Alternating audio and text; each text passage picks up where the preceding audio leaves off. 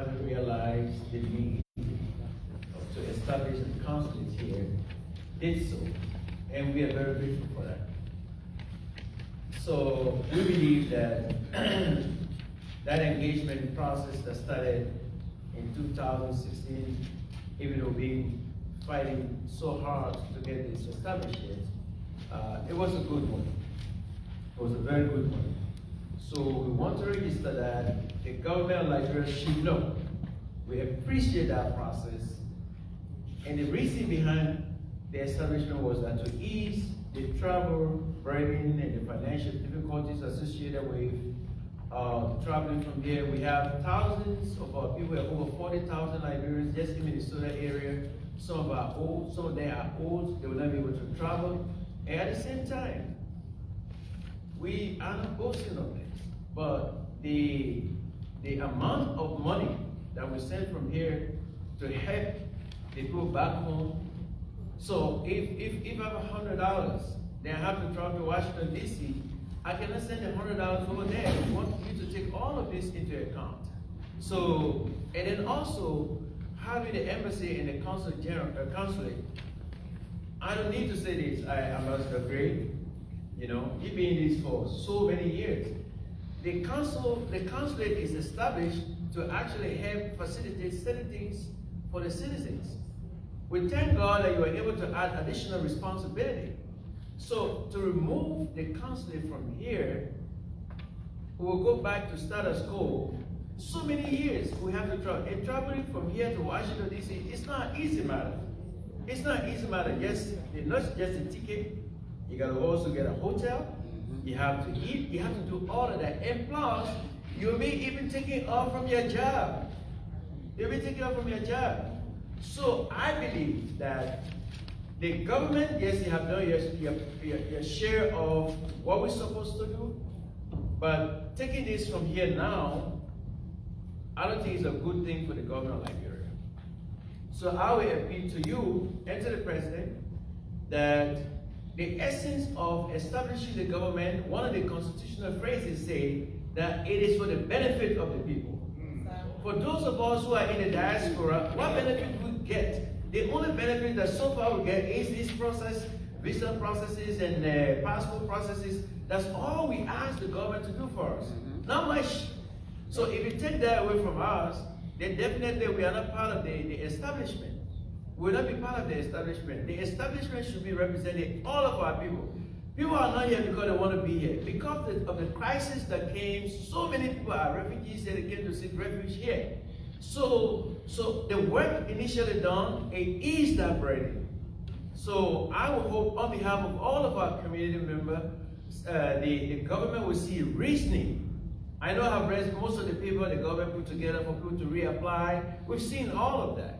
And one of the reasons you stated in your letter is because there are so many people you don't know about them. That's fine. But we want you to continue this process to go on, even if you want to establish the diplomatic, what they call the full consulate, that's fine. That's fine. But for the meantime, to interrupt or disrupt this process, I think it will bring additional harm and financial difficulties and burdens on our people, on all of us. And to be honest, we will not appreciate this. We love our government, we love all of you, but also think about us deeply. That these are our people. These are our people, all of us not in this room. There are hundreds, if not thousands of our elders that they will not be able to travel to Washington, D.C. to process anything.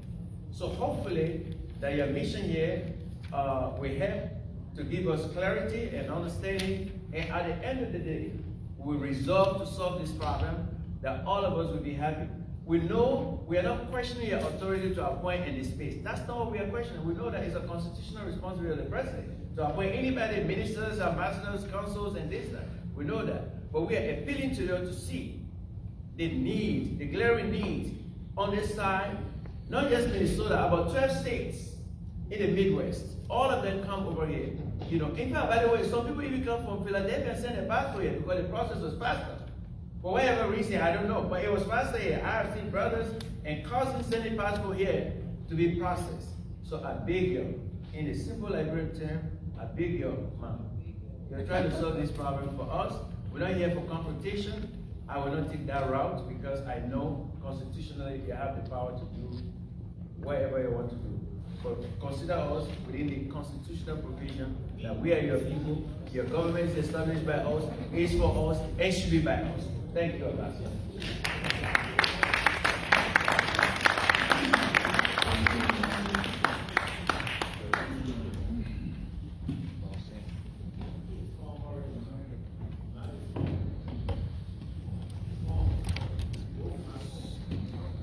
Hello?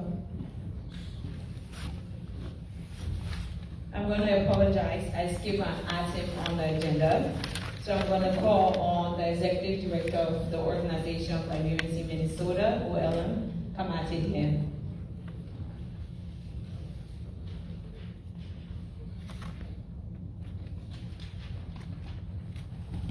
Thank you very much.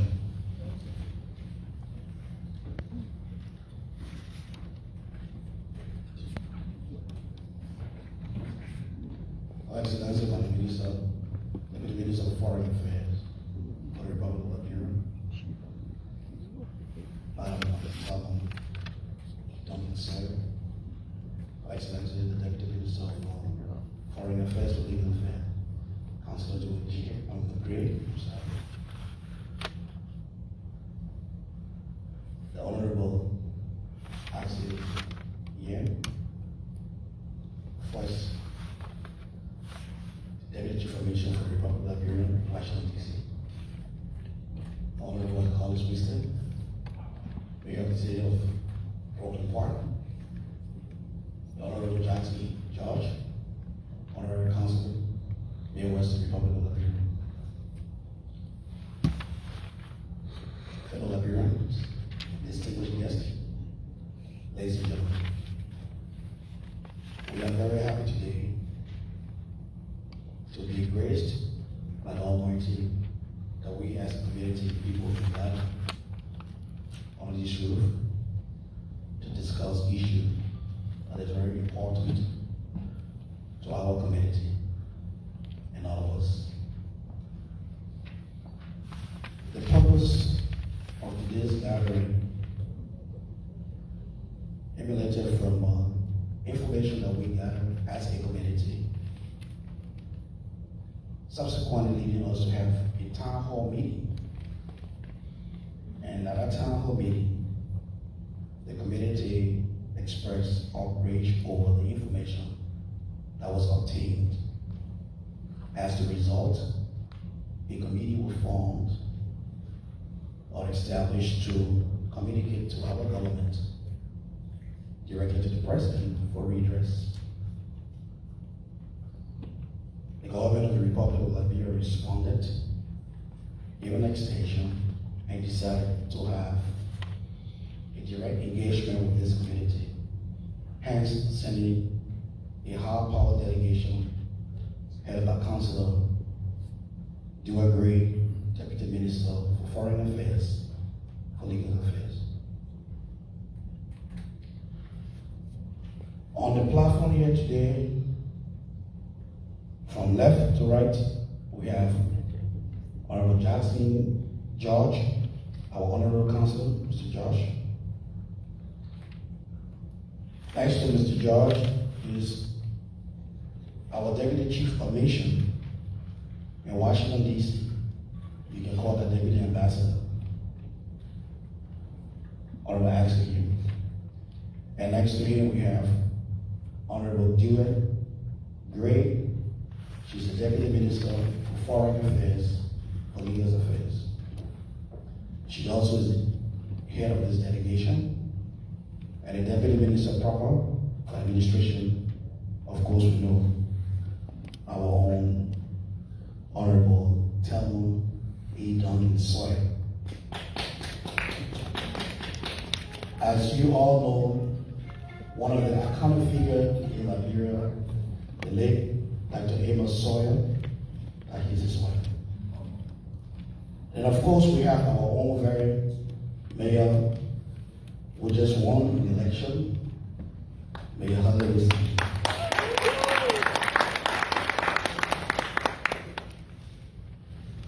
Today's program will have direct engagement with our government officials, we have an opportunity to present to them our stance on what is obtained in the form of a petition. After which, the government of the Republic of Liberia, through its representatives, will give to us the rationale and clarification for what is obtained, the information of that. So that to not take up more of your time, I want to once more thank you for taking the time from your very busy schedule and storming this very call to be here. Africa needs applauding.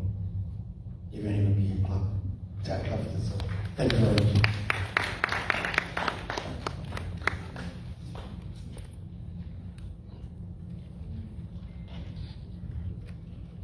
Thank you, Mr. Dean.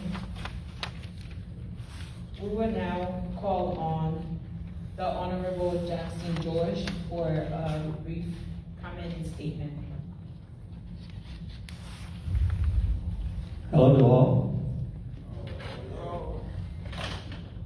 Ministers, Mayor, fellow Liberians. We have a delegation from Liberia that have come to engage our community to talk about some of the reforms that are taking place in our foreign mission. So I want you all to please be patient and listen. Let us have a respectful engagement so that we can bring a resolution to some of your concerns. Thank you.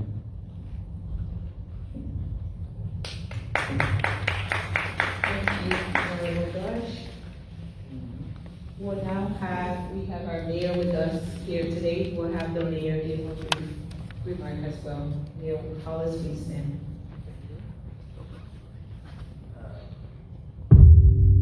Sorry. So,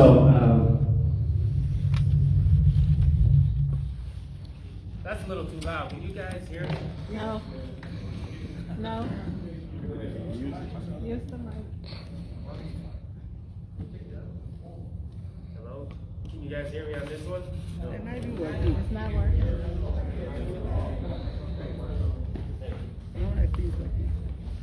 Can you hear me now? Yeah. Okay, that's better. So, I want to thank OLM for, having me at this event today. I want to thank our ministers for coming, as well as it's quite an honor for Brooklyn Park to have this delegation come here. But I also want to say that, my message, and I'm not going to stay for the whole event, because much of this has to be talked out through the community. But I do want to say that, my message is very simple. We have about 15,000 folks in the Liberian community in Brooklyn Park, and then surrounding that area, there's a number. Where our city is going for Brooklyn Park is we realize that, we are very much Brooklyn-centered to some extent as well, but we are very much the center point for the African diaspora in Minnesota. And we know that Brooklyn Park really has the largest numbers. So what we're looking to do as a city is to really lean into that and begin to provide more resources, but also to celebrate more of that culture and to raise up that voice. And so we feel an important part of that is to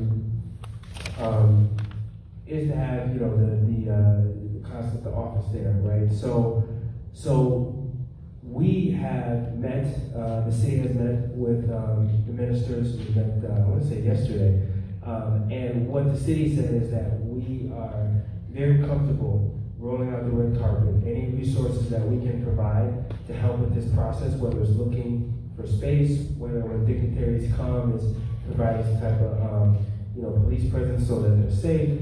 Whatever information they need from the city, however we can help, and if that includes legwork from the mayor himself or from other city councilors, we are willing to provide that and extend that. So we're very much in support of making that happen. It's easy to reach me, as well if you have questions of me, mayor@brooklynpark.org. Again, mayor@brooklynpark.org is my email. But I again want to thank you all for showing up, and I just want to make it very clear, any resources we can provide, we're very happy to do that, and I just want y'all to know that we are very supportive of the community in Brooklyn Park, and we will continue to be more, to be supportive, and we're actually looking to be more supportive going down the road, so thank you. Thank you. Thank you, Mayor Winston. I am back on track, so I will now call on Reverend Dr. Samuel Bentia for a remark.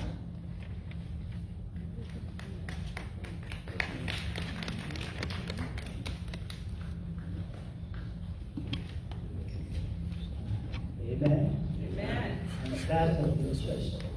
Amen. Platform, yes, of course, the protocol has been established earlier by the committee here.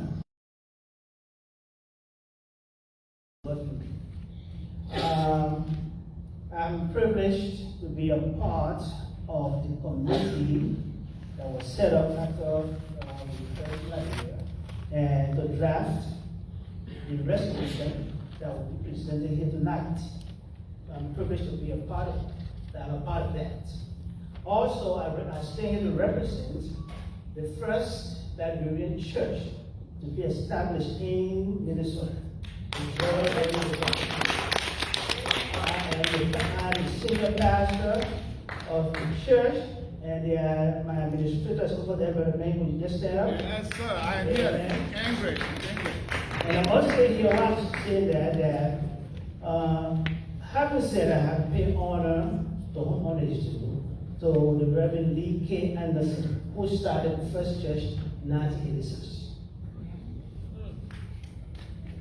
Having said that, I quite frankly, tonight, I'm impressed, really, by the swift response of the Liberian government, just for overnight deliberation to decide to send such a high-powered delegation to respond to our need.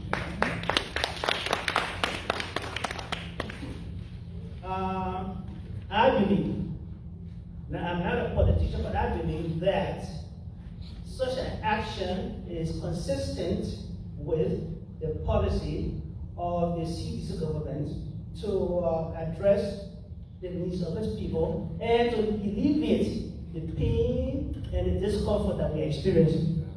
That's right. So with that in mind, I appeal to all of us to be cooperative and understanding and be respectful. Because the government, through these honor rolls, have responded so well and so quickly to our needs. It shows that their hearts are here and that we can leave here being optimistic that good is going to come out of this meeting. Amen. That is my hope.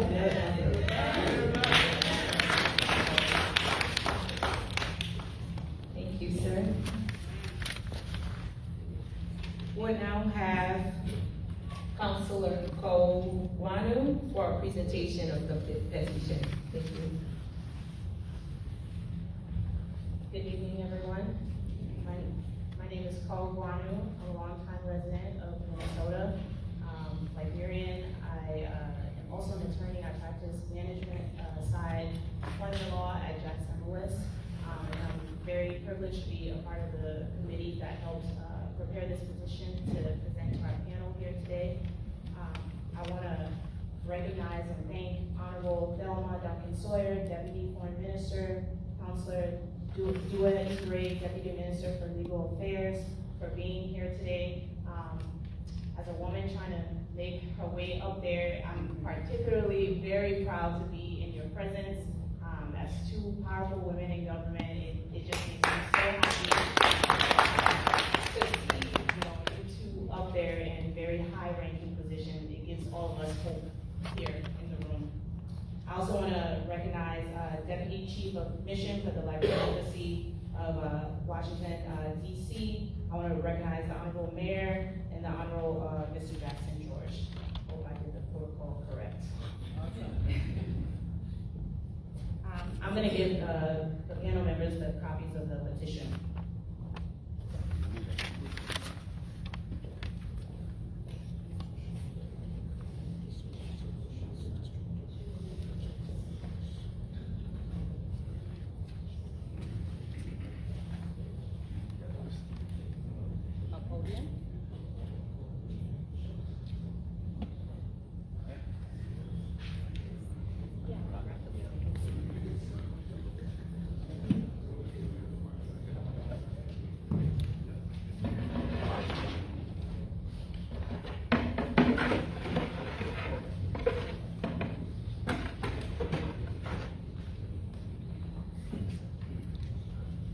Okay.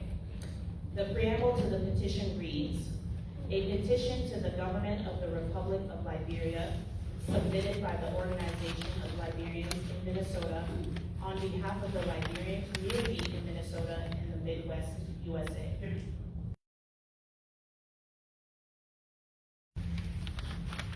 Whereas over 200,000 Liberians and other foreign nationals in Minnesota and the Midwest, USA incurred costly expenses for travel to Washington, D.C. or New York for passport and visa processing prior to the establishment of the honorary consulate in Brooklyn Park, Minnesota. Whereas the difficulty associated with traveling to Washington, D.C. or New York for passport and visa processing was acknowledged by the government of the Republic of Liberia to be a hardship for persons in need of such services solely through the vigorous campaigning by Liberian nationals which spanned 3 decades. Whereas the government of the Republic of Liberia, understanding the pain, hardship, stress, financial burden, and petition of its citizenry in Minnesota and the Midwest, USA, did not only approve of the establishment of the honorary consulate in Minnesota, but also engaged the community directly through its leadership, the Organization of Liberians in Minnesota, to help in the vetting process for an honorary council to head the honorary consulate. Whereas the government of the Republic of Liberia, through its then presiding ambassador, asked OLM to create the ad hoc select committee to vet candidates for the honorary council position. Whereas, in compliance with the request from the government of the Republic of Liberia, the OLM Select Committee vetted several candidates for said position and made a recommendation. Whereas, the government of the Republic of Liberia approved of the recommendation and subsequently established the honorary consulate in Brooklyn Park in Minnesota in 2017.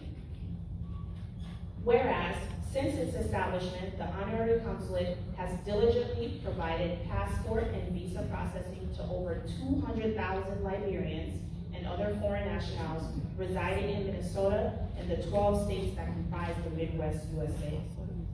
Whereas, Deputy Minister of Legal Affairs, Foreign Affairs, Republic of Liberia, Honorable Dua E. Gray, informed Honorary Consul Mr. Jackson George in a letter dated January 13, 2023, that the President of the Republic of Liberia, His Excellency Dr. George Menewia, quote, has approved new regulations governing the appointment of honorary consuls, end quote. Whereas, according to the new regulations, quote, all honorary consuls will cease to function as representatives of the government of Liberia, end quote. Whereas, according to the new regulations, the services of VFS Global were engaged to transition the Passport Application Center out of the honorary consulate to the VFS Global in Roseville, Minnesota. In this regard, the removal of the passport equipment used to capture the biometrics of applicants was scheduled to be removed from the honorary consulate and transported to VFS Global on January 17, 2023.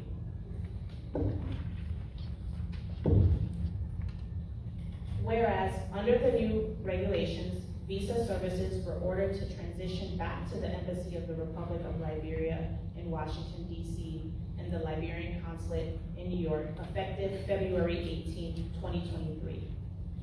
Whereas, the OLM, representing the interest of over 47,000 Liberians in Minnesota and acting on behalf of the 200,000 Liberians and foreign nationals in the Midwest USA, called an emergency town hall meeting on January 16 to discuss the issues surrounding the sudden closure of the honorary consulate.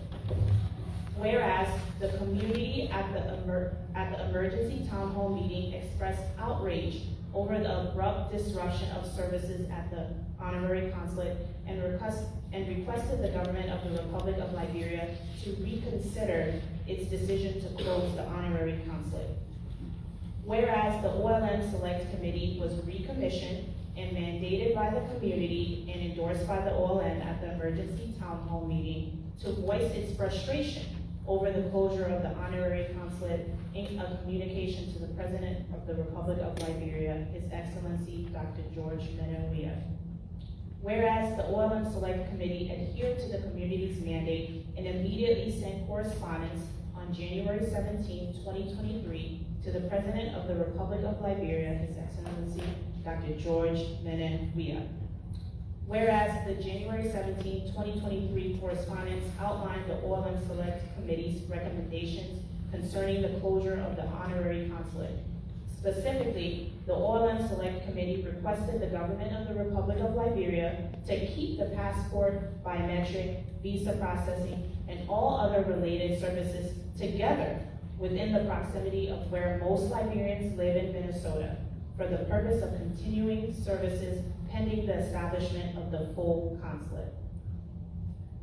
The decision to transition the passport and visa processing services out of the honorary consulate in Brooklyn Park, Minnesota, to VFS Global in Roseville, Minnesota, Washington, D.C., and New York, respectively, works against the public interest of Liberians and other foreign nationals in Minnesota and the Midwest, USA. Furthermore, it takes away the privileges and convenience these services provide, and it imposes preventable hardship, added financial burden, and undue stress. Now, therefore, be it resolved that the Organization of Liberians in Minnesota, on behalf of the Liberian community in Minnesota and the Midwest, passionately requests to the government of the Republic of Liberia that 1, the services at the honorary consulate continue undisrupted until the establishment of the full consulate in Minnesota, and 2, that the Liberian community in Minnesota and the Midwest, comprising of over 200,000 Liberians, be a part of the process of establishing the full consulate in Minnesota. This petition was signed by all of the select committee members. Thank you.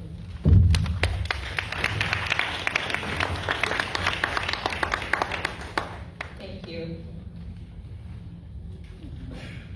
I know this is the moment we're all waiting for. I can feel the tension in the room, but we want to calm it down and again reiterate to be respectful with our comments, our questions, and listening to our diplomats that came. We'll now have Counselor Dewey E. Gray to give a response for the delegate.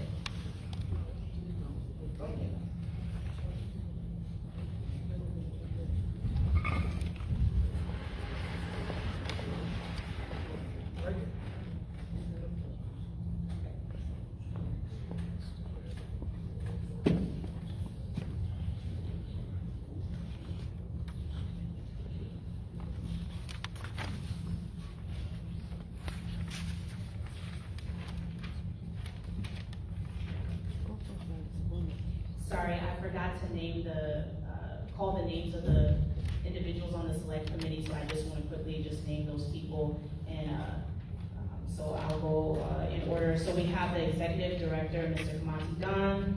We have Pastor Stephen Cole, the general overseer of Christ Triumphant Outreach Ministries.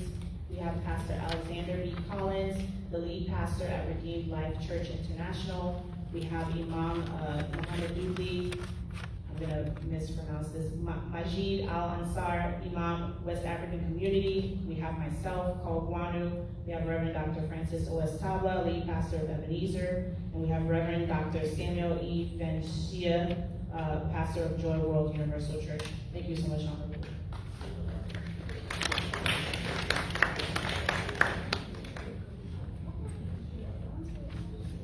Good evening. And as stated, I'm Counselor Dewey E. Gray, the Deputy Minister for Legal Affairs at the Ministry of Foreign Affairs. I've worked in the Ministry of Foreign Affairs for several years, but had an intermittent break. I joined the Ministry of Foreign Affairs in 1986, worked until I joined until 2007, and I joined the Law Reform Commission as the Vice Chairperson of the Law Reform Commission. And I came back to the Ministry of Foreign Affairs and the Legal Department in 2016. Mr. Mayor, it's an honor and pleasure to have you here to show support to our community of Liberians in the Minnesota and Midwest area. Mr. Honorary Consul, Mr. Jackson George, thank you also to serve at for which the government of Liberia appreciates and is grateful.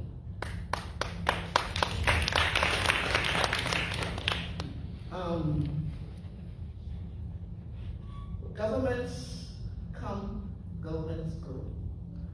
Government makes policies to ensure governance structures are in place and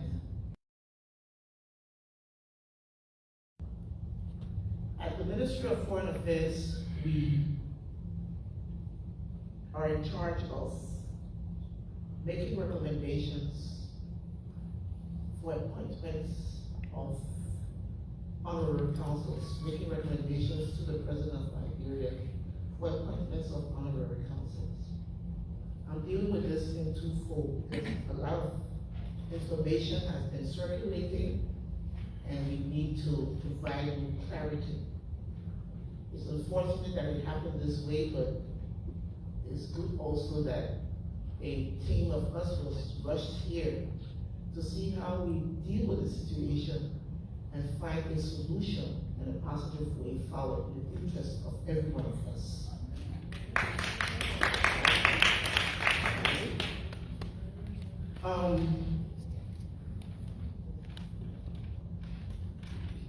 Revoking credentials of honorary consuls is not a new thing. Each government does it. The first one was in 2007. All honorary consuls were just automatically informed that the commissions were withdrawn. A regulation was issued in 2012, and the process of new honorary consuls started. When we took over at the Ministry of Foreign Affairs, there was a need because we have so many honorary consuls around the world who told the government that they were able to provide certain services and do certain things for the Republic of Liberia, work with the Republic of Liberia in that kind of influence. But we lost track of a lot of them. We had some honorary consuls who were appointed during the Tubman days.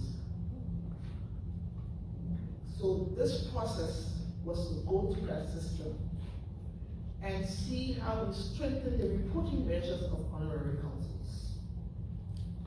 And then that's what we've been doing over a period of a year plus now, reviewing it, trying to form contact and make contacts so that we know that we have honorary consuls existing in this place, that place, what are the commitments, what are the commitments they decided to provide for government. So, in October last year, the President of Liberia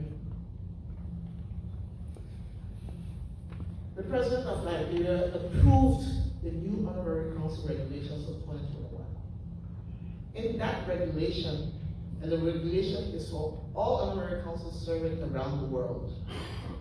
In that regulation, which will be launched when we go back, states that besides the other stringent procedures we have in place, the mechanism for selection of honorary consuls, it states that all honorary consuls representing the government of Liberia will cease to function as representatives of the government of Liberia. The regulation also gives people and existing honorary consuls the opportunity to reapply. It also gives opportunity for new persons who want to apply. Now, we have very few honorary consuls that provide real direct services to Liberia. And we've granted a dispensation of waiver to 6 of them for a 3-month period. The 4 of them are our maritime honorary council who provide maritime services for our shipping in Argentina, Italy, Greece, and Israel. In addition to that, the honorary council in Minnesota and Atlanta were given the same 3 months dispensation. Dispensation for them to continue operations and give them an opportunity to reapply if they wish to do so while we roll out the honorary council program. Taking that into consideration that this is going to happen very soon, we at the Ministry of Foreign Affairs embarked on conversations with the honorary council, especially in the Minnesota area, to see how, because he had informed us verbally and through his annual report to the government that he would no longer be interested in the position. He has his personal reasons and we respect those reasons. So, what do we do? No honorary council around the world, like Liberian Honorary Council, does visa tax services and passport services. In 2009, when the honorary council in Atlanta was appointed, she was given express written authority based on the appeals of Liberians in Atlanta to issue visas. When Mr. George took over in 2018, at a meeting at the Embassy of Liberia in Washington, D.C. in 2018, he brought up the request and appeals of Liberians in the Minnesota and Midwest area. Because at the time we were talking to the Homeland Security people, they had come to inform the government of Liberia that there would be no extension of TPS and DED. So they would want us to advise our citizens who were under those conditions to voluntarily repatriate. So Mr. George started a discussion and he says, Consulate, even if they do this voluntary repatriation, most of the people in my jurisdiction don't even have a passport. Their passports are expired. What can you do? I have a space in my office that I can give to government at no charge to government so that they use it, so that you can bring your equipment, factory equipment here, so that you'll be able to get the passports done just in case this thing takes place. Fortunately for us, it didn't take place. So during the COVID period, it was 2020, right? 2019, the COVID period, whatever it is, we were able to authorize the passport contractor to send one of the passport equipment here to be able to capture biometrics of Liberians who are still interested in getting Liberian passports. The reason why we put it here was because of the figures we see, over 200,000, over 40,000, all of that. There is a need. So he received written instructions to do those things. So, and unfortunately, I can tell you, since that passport center been here, we've only captured 1,509 passports.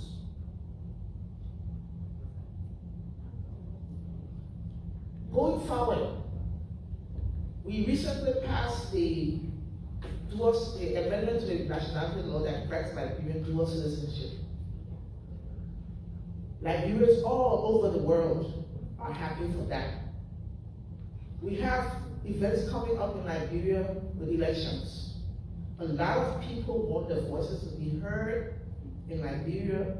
they want to travel home for the opportunity to vote.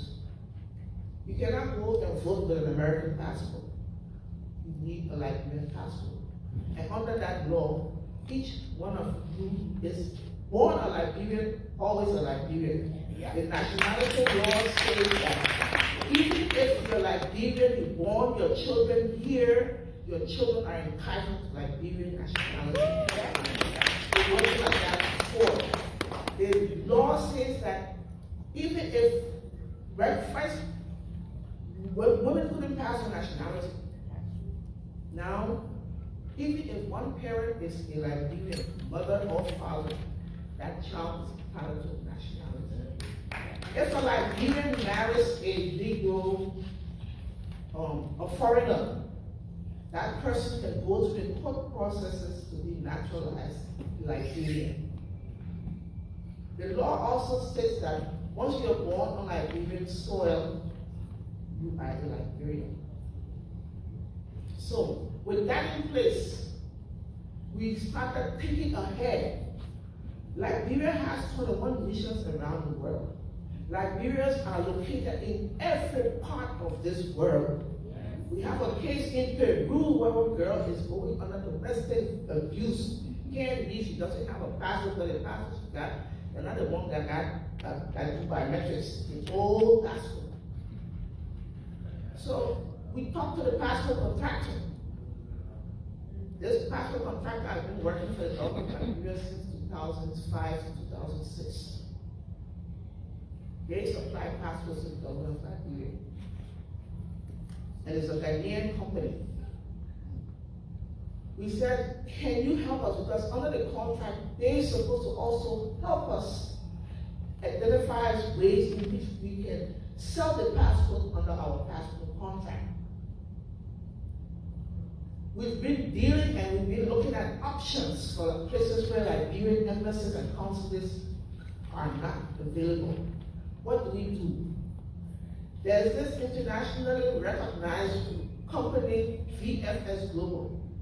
They do passport visa solutions for so many governments, 143 governments around the world. The other day I had to go and get a British visa in Ghana. I had to fly to Ghana. I didn't go to the British embassy. I filled out my form online, and the company I went to was this company, just to capture my metrics. So we asked this company, we are going to have a situation where Liberians don't want to feel disenfranchised. How do we get them access at no cost to government? The company said we have offices all around the world. So you tell us where you want it. If we have a location, if we have an office here, we can serve a Liberian booth, just like how you see here in the honorary consulate, for Liberians to go and capture their biometrics for passports. So they have an opportunity in March, when voters registration period is up, you can go and register the vote, to register if they so desire. Coming to the United States, they have offices in several states. Right now it's opened a desk for us in Los Angeles, in San Francisco. They have an office also in Atlanta. Atlanta was not doing passports, but only doing visas. They have offices all over, and we're trying to identify, because you also have to know where you have a good concentration. You don't want people to set up facilities and then only 1-2 people go. That's the disappointing part I have about the passport center here.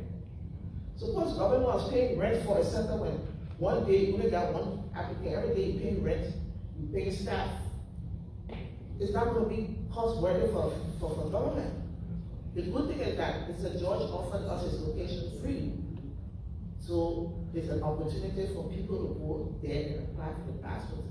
The services are not terminating right now, because we're eventually going to upgrade Minnesota to a full career consulate. Minnesota is going to be upgraded to a full career consulate.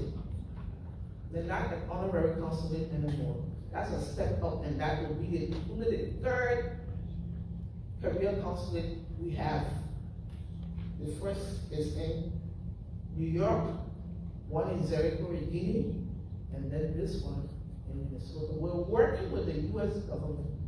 They're giving us all the criteria and all the things that we need to submit in our application for an honorary, for a career counselor.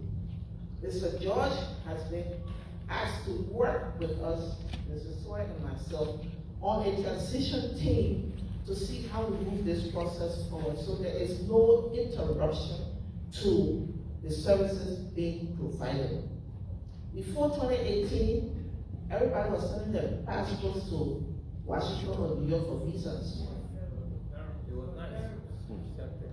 So his appeal to us at the time, we wrote, they gave him the approval, and then he works with our embassy in Washington, D.C., because it's under Washington, D.C. jurisdiction that the consulate is for, to work out how they will do visas, and he has been doing a good job in terms of visa issuances. If everybody here comes and get a Liberian passport, do you need visas to go to Liberia? You wouldn't need visas to go to Liberia. The only people who would need visas to go to Liberia will be non-Liberians. So if we're trying to give people that opportunity, because a lot of you want to go to Liberia, a lot of you sit there, you're here also, you travel other parts of the world. How do we get visas for those parts of the world? Are they located in Minnesota?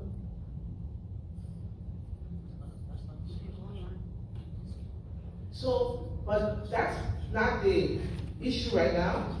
We're trying to look for a workable solution because the world is evolving, things have to change. We have to accept change. Even if Mr. Jackson George is no longer interested in being the honorary consul, what do we do? So in anticipation of that, we have to look for ways in which, if he says, I'm not honorary consul, I can't go and close his office because it's his private office, that's his business office. What do we do in the interim for services to still continue? We've granted him the 3 months period.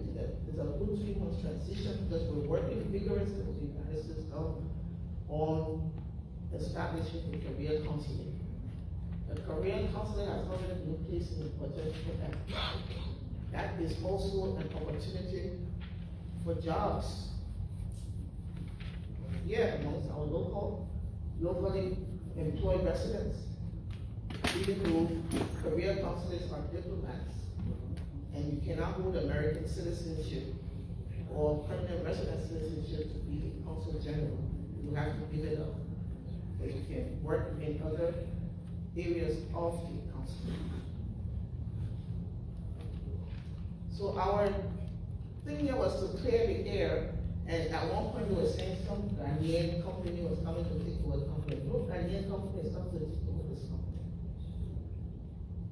The people were asked to move the machine to a suitable location. We've heard your voices that Roseville is not a place that you are comfortable with, it's too far out, it's suburb.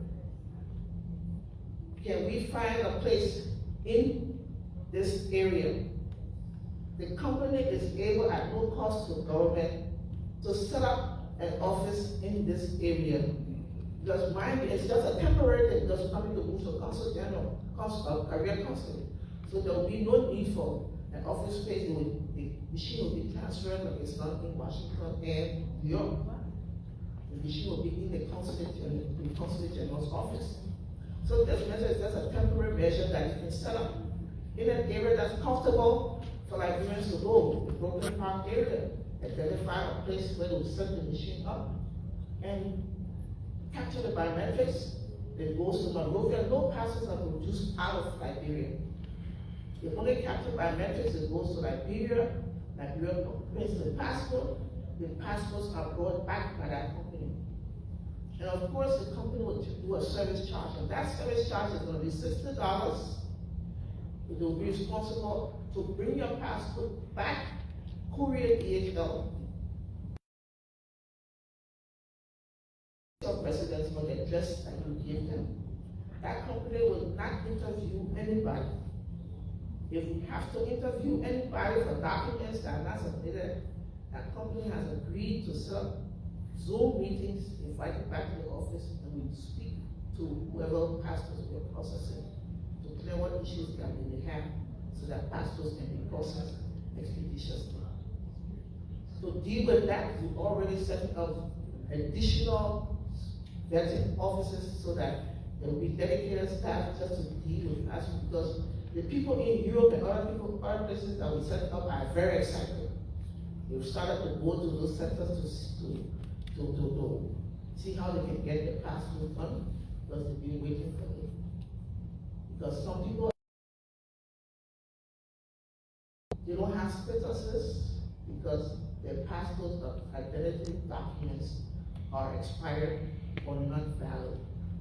I had a meeting with the Australian. We've opened an office, we've opened a booth for them in Melbourne. We're looking towards Sydney and Perth, because Liberians are concentrated down 15,000 plus Liberians in that area of the world. They've been rejected, they've been, let's say, abandoned for years, because we didn't have a consulate there that would be able to service their needs, so they're being destitute. So that's what we're trying to do. It's not about targeting any one individual. It's not about targeting any one individual. And we want to make sure that we work. We heard your pleas. We came here right away so we can find a way forward to resolve this issue. If we're no longer going to have an honorary council, what do we do to avoid any gap in the system?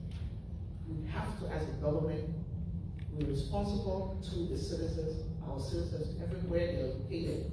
And so we have to think out of the box and think before things happen.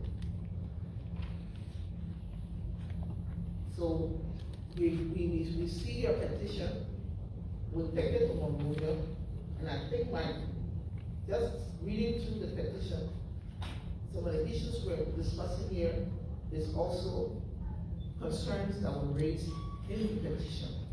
So we want to move forward from this and see how we not derail our processes, but ensure that there is equal access, affordability for citizens in the area. This company also has, you may find out that you may not even have to come from Chicago or Dakota, North Dakota, or whatever it is, because if we have centers there, because it costs down cost for travel, now people coming from there to Minnesota. So we're exploring all those options and those possibilities that makes it easier for Liberians to access services to the government. With that, I want to thank you for listening, and we're open to have a discussion and determine how we move forward from here. Thank you.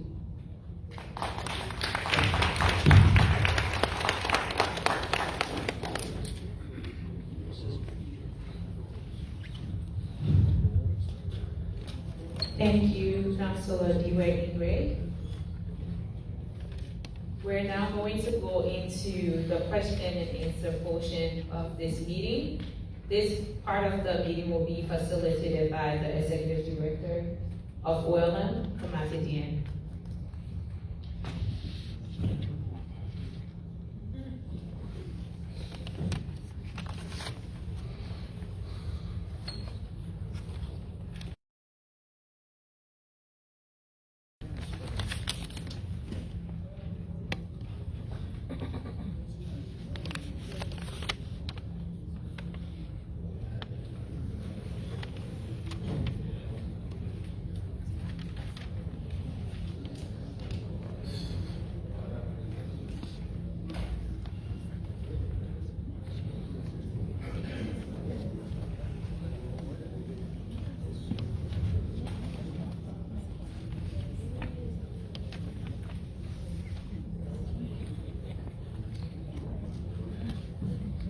Okay, good evening again. Ladies and gentlemen, all protocol has been observed. are going into the direct engagement with the delegation from Liberia and our community. There are some ground rules. We want to make this simple, respectful, and stick to the topic. We all have our emotions, we all have a different decision, but the focus today should be on the primary interest of our community, and that's what the engagement should tell us. Having said that, we might not be able to take everybody, but at least we can have up to 7 persons.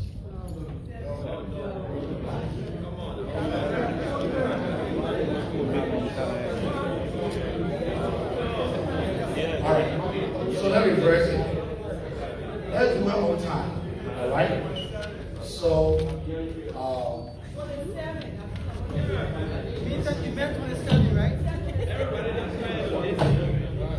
all right. We gotta keep the focus. We have certain time to be here, okay? So I just want us to be very time cautious, that's all. So if we can get as many persons questions in and out, within this given time, it's okay. If we can have 100 persons within the given time, it's okay. I'm just doing an estimation, given the time we have left. That's all. But hold on.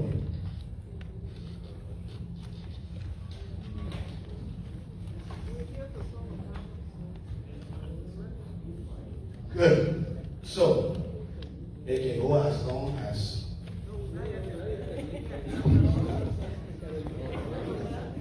All right.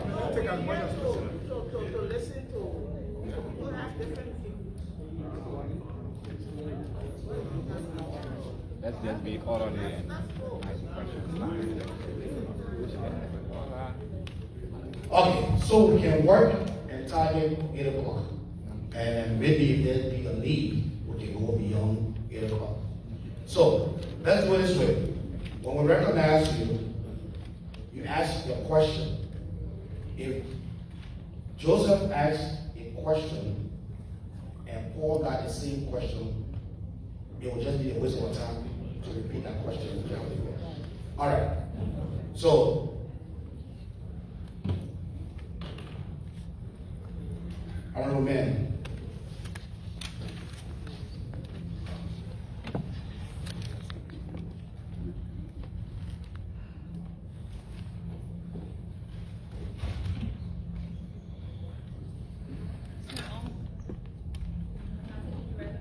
Yes, I recognize that. Let me try. You know what? I'm audible enough. No, I don't think I'm saying yeah. Raise my mic. You want to hear me? Yes. Oh, give me a good mic. Yeah, this one. Thank you. To our Latin guests, I'm Harris T. Man, a resident of Minnesota for nearly 40 years, and want to come back home. Want a good life. But after my pastor spoke, I've been to tune down my temperature. And Councilor Gray, I want to thank you and the delegation for the explanation. You know, when there's no straight information, people fill in the gaps. And that's what brought me here angry in the beginning. But after I listened to my pastor that was sincere, and I listened to you, I listened to Imam, I had a change of mind. I just want to say thank you. But I hope 2 things. That the resolution from the people of Minnesota, decision of this government in Liberia. That's what I got to say to you. God bless you.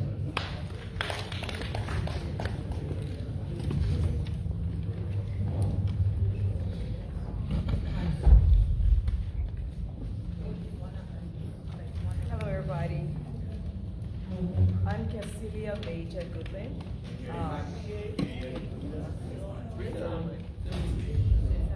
Go ahead. Okay. Yeah, it's on. Okay.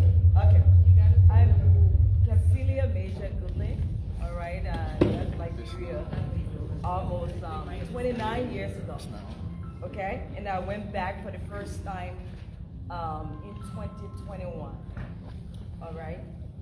And I'm really concerned about the situation because I learned one thing in Liberia. When you say this is other people's thing, it comes back to your door. And I decided not to sit and just watch this. In 2016, I applied for a passport in Maryland, and it took me, my cost was about $800. And I paid money to expedite it. Never got the passport to today. All right? So that really got me that I had to be here today. All right? And when I finally decided to go again, to go for the first time in 2021, I went to the location in Brooklyn Park here, and it took me less than 2 hours. I was out of there with my visa to go. So to hear my husband is about to go to Liberia, and to hear that that you have to go back to Maryland or to New York, that really had me concerned. Because all that money that I spent was wasted. And if I say I come on a country that I know as my country of birth, I expect it to say and do what it says. So I hear, and the ministers over there, I know both of them. She and I hadn't seen each other since 1993. Okay, and since Comfort, I haven't seen her since 91. Okay? But I want to say, I'm glad you guys came, and I know the Consulate there has been doing great for me, for what he has done for us, and I just want to make sure what they're saying here today, that's what we will see, and nothing else. Thank you. Okay, the gentleman. Which one? Yes. Thank you very much. I'm going to make a comment. My name is Prince Kabamogolo. I'm the director of the Bureau of Vital and Health Statistics, Principal Registrar of the Republic of Liberia. I'm in the US doing my master's, and I'm paying my own school fees for the records.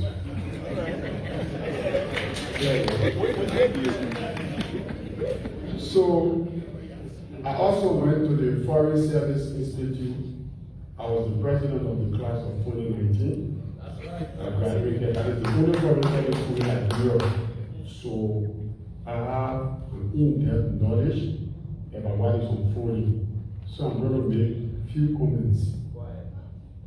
There are legal process in elevating from a honorary consulate to a full consulate.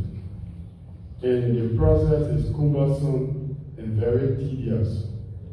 So if the Liberian government is saying that within 3 months' time, the consulate in Minnesota will be closed, I don't think they will have the luxury of time to be able to transition. That will go against the people that are living here, including myself. The second thing is, you talk about Zoom interview. There are serious security implications. And I'm going to say this. Somebody applied for birth certificate in 2022 when I was staying in Liberia. I came to America September 1st to begin my school. The person came to America with the Liberian passport when actually they were Ghanaian. Because at the time, when people were leaving Ghana to come to Liberia, there were floodgates of people who benefited from the work of working in our country to come here because they had money at the time.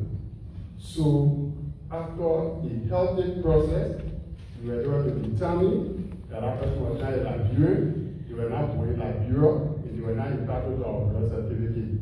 And as such, that person could not get the status they needed in America. You talked about the interview. Zoom meeting cannot help the process. I'm being very honest with the minister. let's look at the time difference. There's a 6-hour time difference between Liberia and America. So if I'm to do a Zoom meeting, technically you are seeing I should be up at 4 o'clock in the morning. Because that is when people will be awake. If I'm up at 12 o'clock, people in Liberia already left the office. How is that going to be possible? You know, I'm hurt. Because sometimes when you work for something and you still do not benefit from it, it hurts you. As young people, we put our life on the line to campaign for the CDC government. We're discriminated against. So some of the decisions that the government wants to take is unorthodox. And those of you who are here to take the message back to the president to let him know that this decision is not in the best interest of the government. I don't care what will happen after here. I'm clear. So we need to be, I gotta make a decision clear. I've been in a whole school, you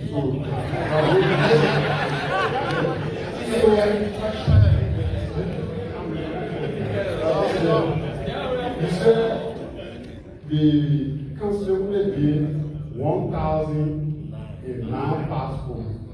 Is 1,009? Yeah, 1,000. She said 1,000. That is statistician. So, 1,500. okay, 1,509. So if you do the arithmetic and take into consideration the time the passport process opening and the time they issue the passport, you understand that in statistics that is a sizable number. So you do the aggregation over a period of time. If it is 3 years and divide it by the total number, you understand that over a particular period, you capture almost 500 persons. So that is a significant number. So you can honor that or use it as a trump card to say the passport session should be closed or it should be transferred to another place.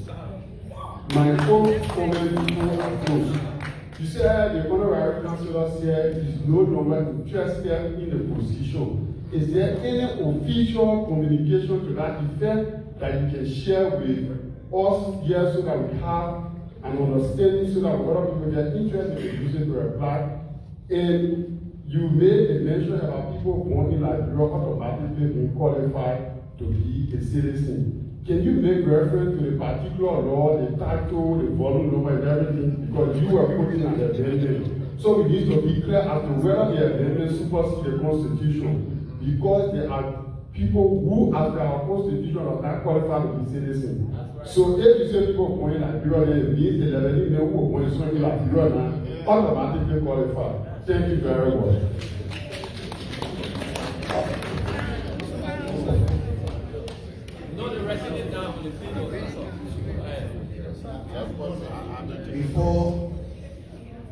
Before we continue, we had the ground rules. Let's keep, because everybody can come with a meeting, statement, a resolution with it, then the opportunity will not be given to other people here to ask questions. That's how it works. Everybody, but they have questions.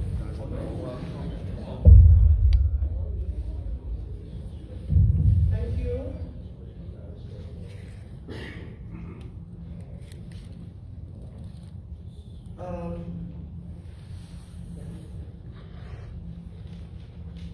Ms. Gilman? Mayor. It's unfortunate and you always what happened to you is not right. This is why we're trying to beef up our efforts in terms of strengthening our system to ensure timely and expeditious access to the services that we provide. We've heard all of these complaints before, and we're working on doing something better for it. If we're trying to put in a new system, we want to make sure that we stick to our word of making sure that it happens. I'm one person who works overtime to making sure that some of these things happen, and we'll try to improve on our services. So, and so what happened to our passport that we paid for now? So I was just wondering. No, then you will need to contact us. If you have the receipt and you have all of the documentation, we'll look at the system and see what happened. We'll look into the system and see what happens. On the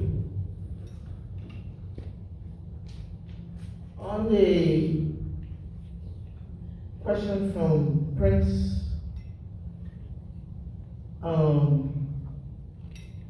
he was talking about the 1,509 passengers and stuff like that. We were thinking, yes, that because there's a large population, that over the period, you will have more than that number. We have more than that number in Washington, D.C. and New York. But we were thinking that it would help and curb the need, handle the need that people expressed that they were not getting services as regards to passport. We can't hold the consulate responsible. When you come in, you do your biometrics, it goes to the Morovia, and we're trying to improve the system. What we have now, the courier service that DHL is delivering the passports. On the citizenship thing, as a lawyer, that is an issue that is already in the new amendment to the law, and we're having discussions on that citizenship at birth.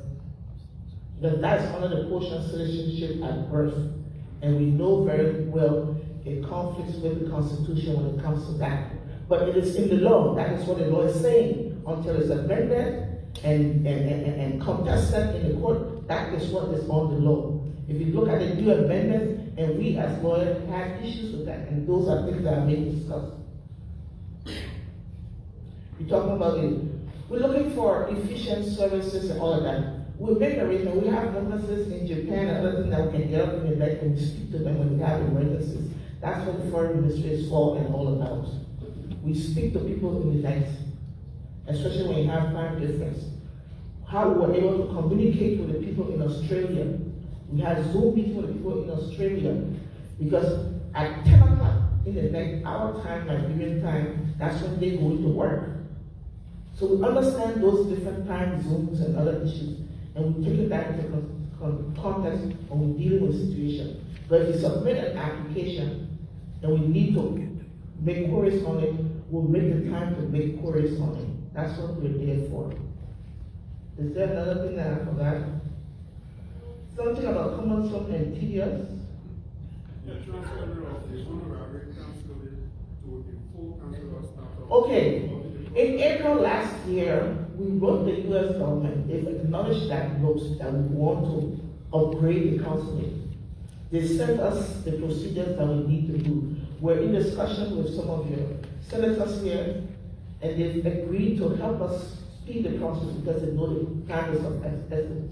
So that's where we're networking. We came and we met people to discuss the options, to discuss the possibility, to discuss how we need to go about it, to use their own influence and ensuring that people at the State Department also know. We've already been in contact with our desk officer, we have a Liberian desk officer at the State Department, and she's working on it with us. That's why next week, we're in Washington, and we're going to formalize the justification as to why we need a full consulate here.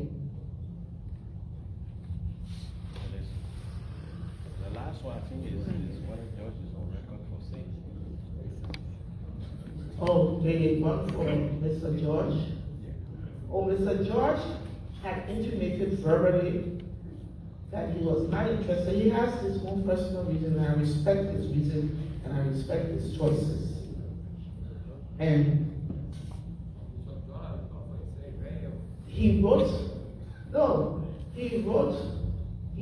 Mr. George prepares periodic reports to the government of Liberia. And in those reports, he will state his issues, his dissatisfaction, and what he thinks. So he may be able to explain why he doesn't want, but he says it's a bit frustrating for him, and we understand his frustrations. So if he doesn't want to further continue, that's why we give him a 3-month extension. Visa services are not going to be stopped during that period. Passport services are not going to be stopped until we find the option to transfer the passport center somewhere. Mr. George needs to continue with his life, he needs to continue with his business, but it's a decision that he will make. I'm just saying it that because he had intimated it to us, if somebody tells you something, you have to plan for how that action or decision of somebody is going to affect your own programs and your operation. That's what we were doing.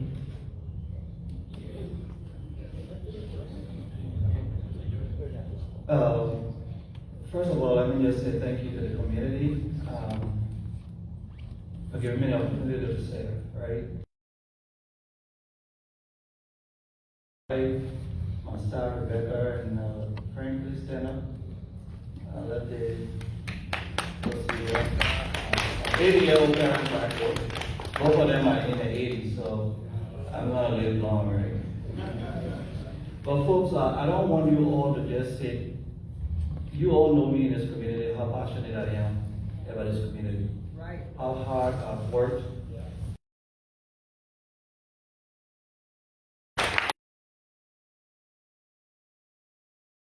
That this will not come out. But again, as a Liberian community, if I don't speak to it, then the message is going that Jackson George decided he didn't want to do this. And it is unfortunate, but I'll have to state why. Please, go on that. I processed passports. I went to Monrovia, I was bringing passports, I got arrested, and I got off the plane, I did not make it here. I wrote a formal letter to the government. To be honest with you, the minister apologized.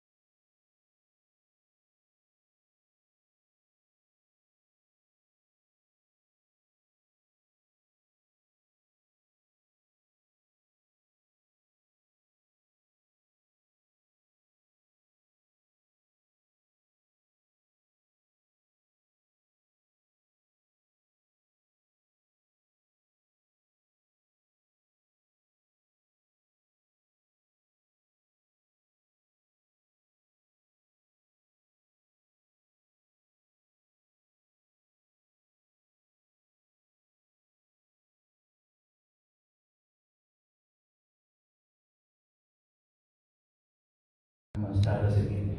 So there's time for somebody to pick this up and run with it.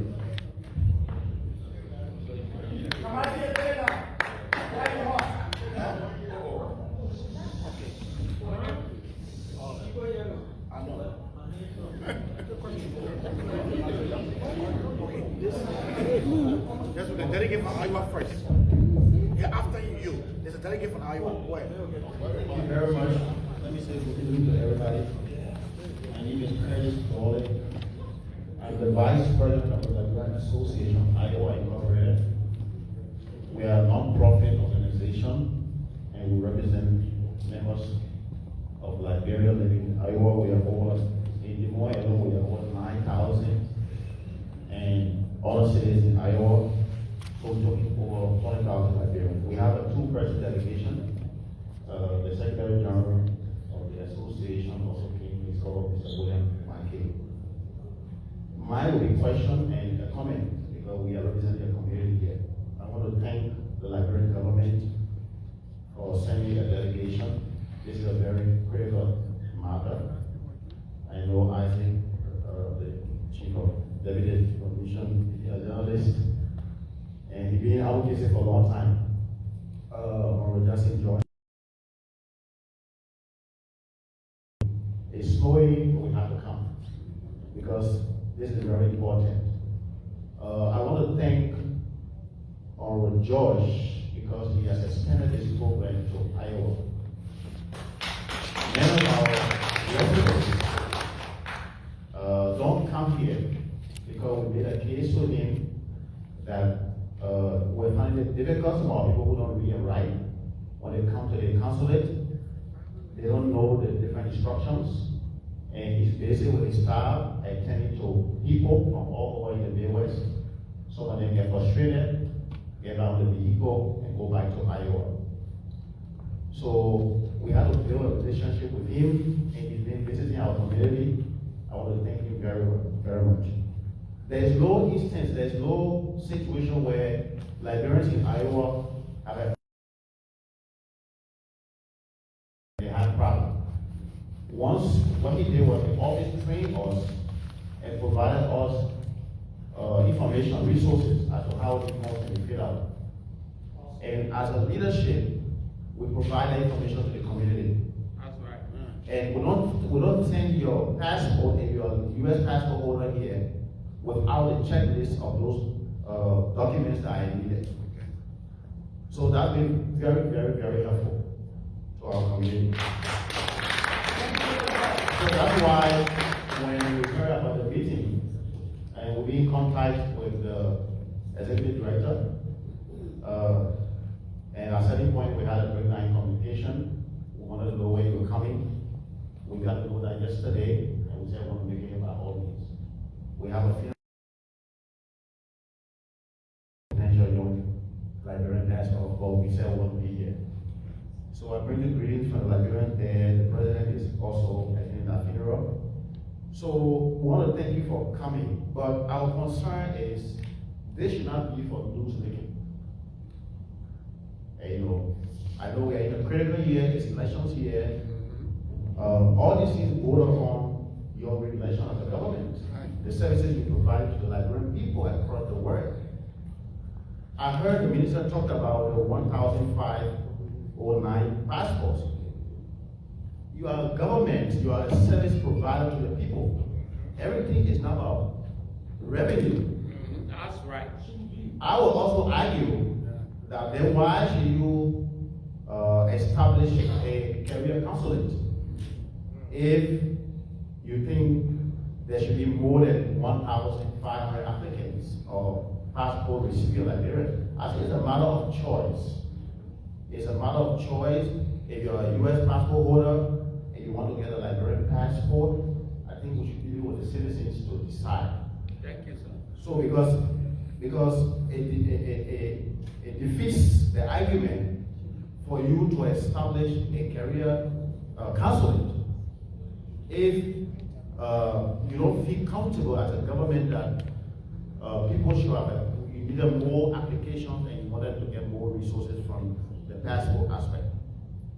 We stand with the resolution from the Midwest that was submitted. I will say, because this is very costly. The consulate open here once a week, every Wednesday. And sometimes, because from Iowa, at least from Des Moines here, it's at least 4 hours. So to come is 4 hours and to go back 4 hours. Like somebody talked about, some people are aging, they are old people. They're not able to drive here 4 hours. So they take their own time, come and sleep and pay to the hotel, and then go through the process. If you cost the different activities, the transportation, the cost of hotel, and then the money order that we pay the government to acquire these documents, it's a lot of money. So we want you to think through the process. And we stand with the decision that this service should remain in Minnesota, in the Broken Park area. And I think we should even improve on what Council General Jackson has established. Let's begin to have next office in the Midwest. Because what we're doing in Iowa, we are voluntary. And it costs us resources to maintain even the community office that we use. At the end of the day, the Liberian government is benefiting from the service that we provided there to the Liberian people. So I would think that in the reform that you're talking about, you should take back to Monrovia that you also want to, like a decentralization, you want to decentralize the activities in Minnesota to the rest of the Midwest states where Liberians are very concentrated. So I want to thank you, and I thought that your presentation would have been written, because you see what happened here today. For your presentation, there are analysis, and people they are saying it differently, and you come in to verify. So I'm hoping that by the time you plan to leave, there will be a written communication to the Liberian community as to what you presented here today, and we can display that information to the different representations that we come from, and say this is what the government presented, and this is what you say. We don't explaining verbally what you said, and then we have to come and clarify. You may not be in Iowa to come and clarify what you said today, based on my understanding. But I want to thank you for the presentation. Like I said, I hope that this will not be for news making. There should be solutions to these, because public policies are intended to benefit the people that these policies affect. So if the policy, specifically in the Minnesota area, in the Midwest area, people are not very comfortable, I think we can put a hold on the Minnesota aspect and run, because every project you pilot it, the other ones will be piloted, where you are launching the program. There will be pilot program, and then you can learn from the Minnesota experience and see how you transition. I also want to say before I take my seat, before the letter was written about the reform, there was already being shut down that the services going to go to Washington, D.C. So people started to express that dissatisfaction. I think that was not healthy. I think the services that the consulate has been providing here, they were not respected in the discharge of the responsibility of the community. I think all those are questions. Yeah, I think that has been very, very good, and I think government should take it as a positive feedback, because we are all one people from Liberia. So I want to thank you very much. We maintain that we are asking that the services that are being run, passport issuance should be maintained here, visa services should be maintained here, and at the end of the day, let's see how we can decentralize the process. Thank you very much. I'm going to ask you to minimize your question, comments, statements, please. The room is full of people who have questions, and we want to give a lot of people the opportunity to also ask their question. That's why you came here in the whole. So please be respectful of everyone's time. Thank you. Can I respond? I don't want to lose my thoughts. Okay. We're here. When we heard what was going on, they asked us to come right away. I had just left from the United States. I had not been in Liberia for 2 weeks, so I've been at there 2 weeks. So that we understand each other as we speak. The minister said, you have to come right away. I was really joking, I said, Minnesota is the school that come up here and he said, you will not come here, not just go, because we need to make sure that we're on the same page with our citizens. When I'm talking about the 1,509, we're not establishing a passport center here, but there were appeals, and I gave a reason why we thought to do it. If you're saying voluntary repatriation, let's be on top of it, so our citizens don't get stranded. But it's a choice, it's a personal choice we all have, whether we want to, what passport or what document we want to carry. There are some people who already renounced their Liberian citizenship. So we just thought that by bringing it here, it would help also people who were complaining that you have to travel all the way to Washington. Imagine you have a family of 5, 6, going all the way down to Washington, D.C. or New York. You talk about decentralization, that's our process of decentralizing. Even the passport, how do we get access to Liberians who in other parts of the United States would need passports also? That's why subcontracting the services of this company that can just capture biometrics like what is happening here is good. People in Iowa may not have to, if there's an office, they may not have to come 4 hours all the way here. They can go to the office in Iowa and do it. So we're in the process of decentralizing all over the world where Liberians are concentrated to make sure that they have identity documents. So we take all of these say, and we're listening also, and we think about it. That's why we're here for. And you talk about the written statement. We're having a conversation. We're having a conversation based on what we hear. So we're trying to clarify the air on what is happening.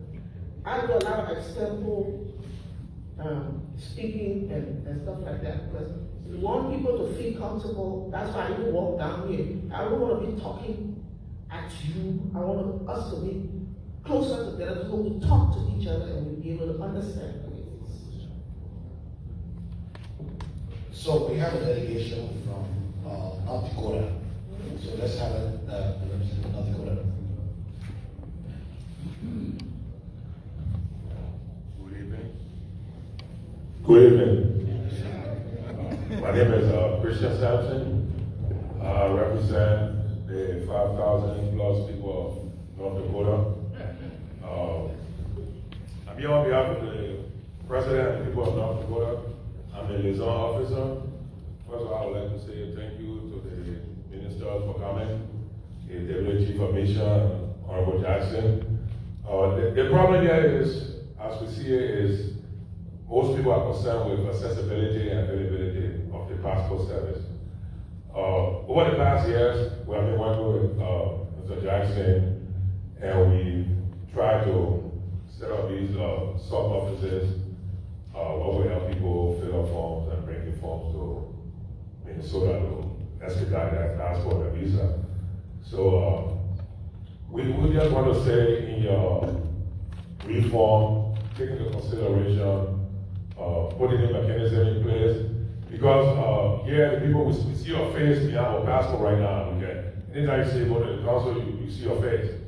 But this new group that's coming, nobody knows who they are, how we connect with them, how we interact with them. So it's a matter of concern too.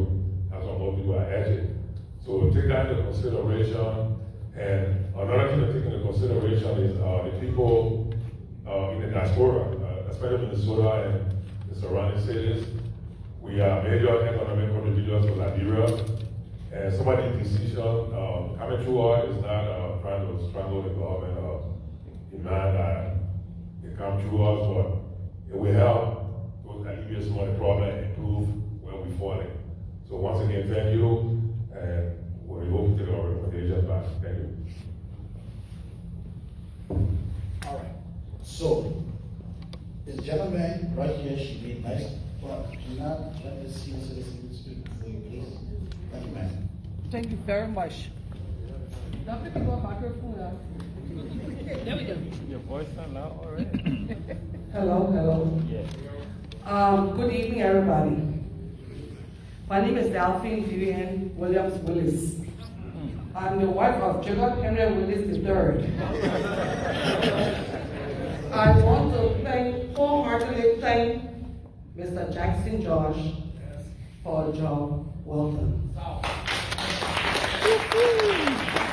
I want to thank the government of Liberia for its swift and quick intervention in this case, because there were some very bitter people in Minnesota, in Delaware, in Iowa, in the Dakotas, and all of that. We didn't know what was going on because we heard too many rumors and we didn't know what the truth really was. So I'm glad today we've come here for the clarity. Mr. Mayor came out vexed. What are they saying clapping? What are you doing? Okay. Now we'll clap and we're going to act because we're getting the facts tonight. All right? Okay. If you're looking this all besides Jackson George Harris, I think I'm the oldest person here. And I say it with grace and pride because I'm old of a beautiful old lady. Okay, I do not have a question for nobody up on that stage. Oh, the chief of mission, my son, help dear. I can't find you. You know, I'm being humorous because we're just too serious tonight. Okay, but my question is to us in Minnesota. We got over 20 or 40 or 50,000 people in Minnesota for this grave concern, this very important issue. Look how many of us are here tonight. Is it not bothering us? Is it there's something that should bother us tonight in this hall? Eh? I know this school for almost 70 years old lady to come in this school tonight. My concern is, my people, where are we, the Liberians in Minnesota? Where are we at? We do double, then talk about police somebody. That's right to the community. Even the minister, Liberian has to be giving mass. He's not up. Where is he? You know, Motoso and Toso. Motoso and Toso. We are too many Liberians in this community for this important thing to be going on. And we not go to double. Myself shall be a white tonight, but I took off white. I went for the weekends, but I took off white to come and be here. I'm still working. I'm working the white man to pay my mortgage. I won't go to Liberia, but the situation I can't go to Liberia right now. You know, so I'm just appealing to the Liberian community. Your let us come together. This gathering is too important for us to be able to go on our tour and take the post tonight. You know, I'm pissed. I'm vexed. It shouldn't be like this. You know, we must talk it slow and talk it slow. We will not blame Jackson George, we not blame the government. We must blame ourselves. We must blame ourselves. We have to be blamed. Lord, thank you. Thank you. Okay, thank you very much.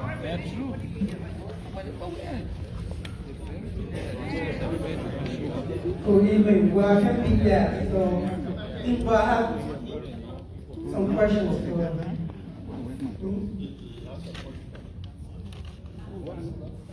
My name is Ernest Joan. I'm one of the Liberian dentists in Minnesota here. And my question is, I know we all got the facts already, but my question is, was there anyone the Liberian government couldn't find a Liberian firm or a Liberian individual that have the expertise to run a consulate in Minnesota? That's a question.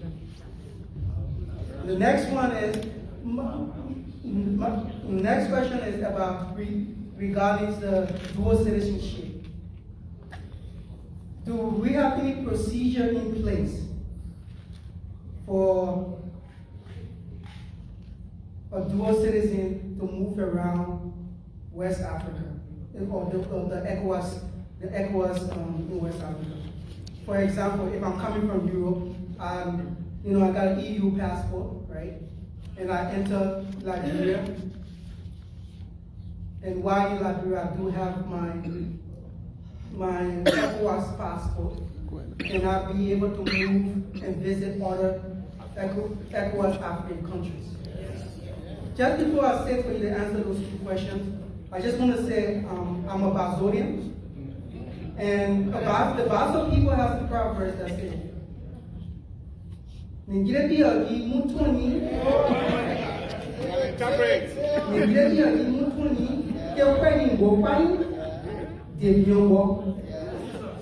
so it's just saying that what Minnesotans are doing here, they're taking the right action for now. I just want to thank the panelists and the organizers of this group that brought us together, and the people of, I came here today. I just want to thank you guys for that. Thank you. And I'll thank you for your response.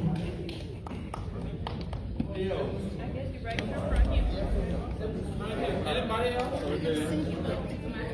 I thought maybe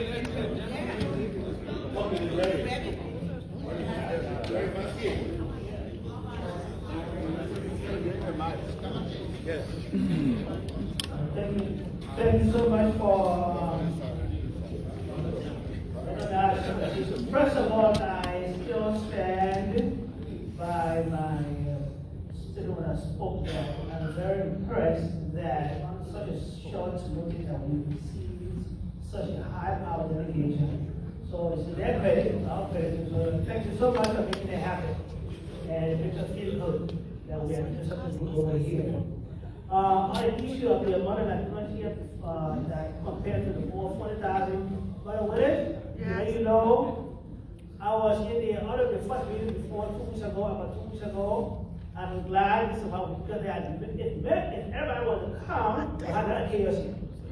There's a lot of angry people out there, and so we were going to take permission back to them, and the man said, some people were going to come and very upset. But at least they respected us to come represent them, so that we can go back and tell them the truth. Yes, I'm just a poor excuse. I'm sorry, that's a poor excuse. Because Chief, that's a poor excuse. GPS time and the other.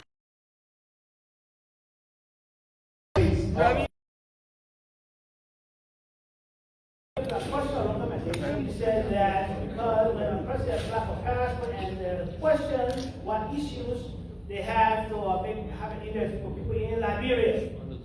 In my zone. My suggestion is that on that we have prominent Liberian citizens all over the world. Like we have one, we have a consulate here, there will be maybe a half a dozen of people and some with that, just to interview people and send interview people back to you. In that way, you don't have to be just putting a hundred on time in different situations. If we have an issue, the community here, he can appoint 2 or 3 persons or whatever is possible with you. So to interview that person, and they'll send up information back to you then. Suppose 10,000 people have issues they want to interview them. It'll be, we have backlog. So choose from among you have in every place where you have that situation. Let the Liberian people there help you do that. I'm sure you will trust and find people you can trust in those things. All right.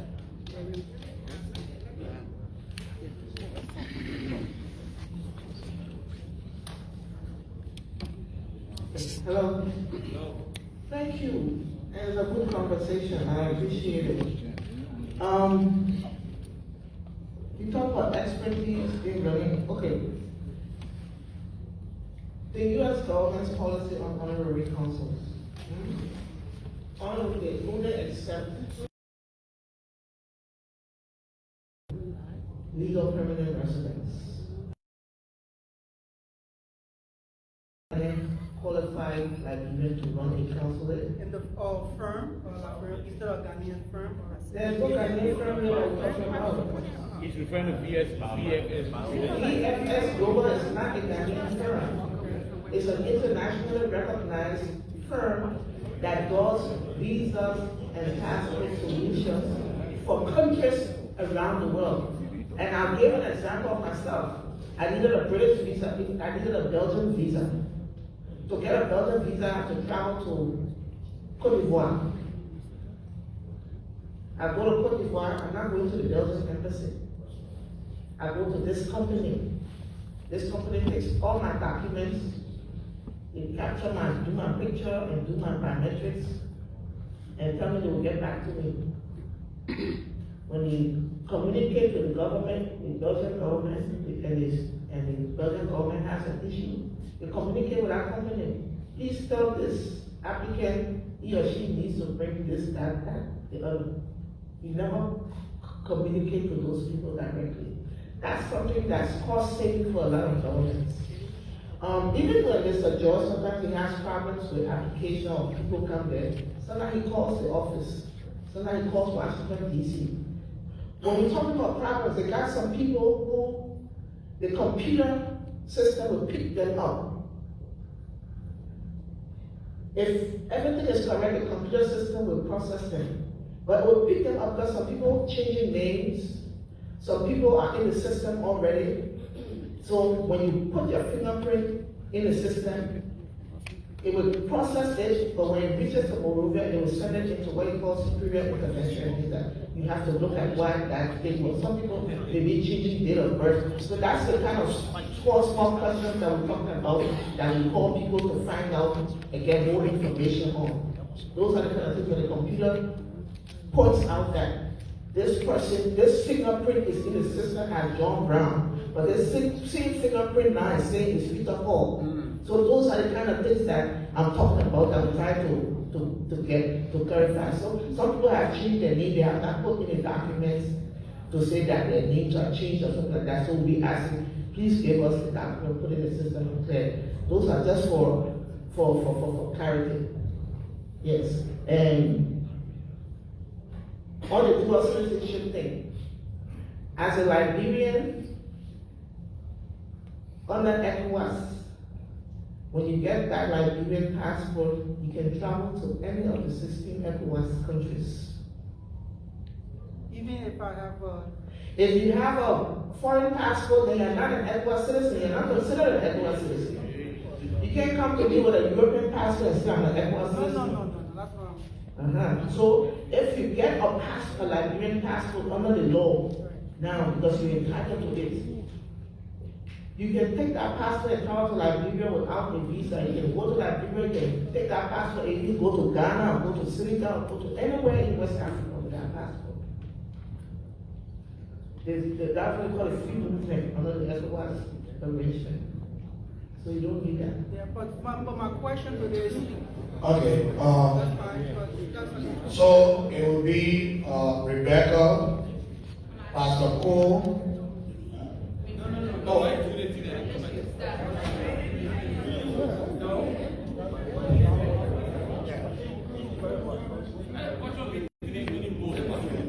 Let's go. Rebecca, you are recognized. Time.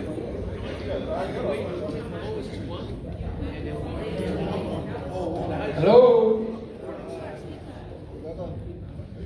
My name is Rebecca. We are Dennis. If I'm not the only one, I will probably say I believe I am the only longest serving Liberian volunteer. That's right. I joined Mr. George from day one when he started the operations at the Consulate. I didn't come up here to ask questions. I came up here to treat this situation as in the case of the Last Supper. Thank you. Every time programs were being held, I was always in the back because I felt when my boss speaks, he speaks for us.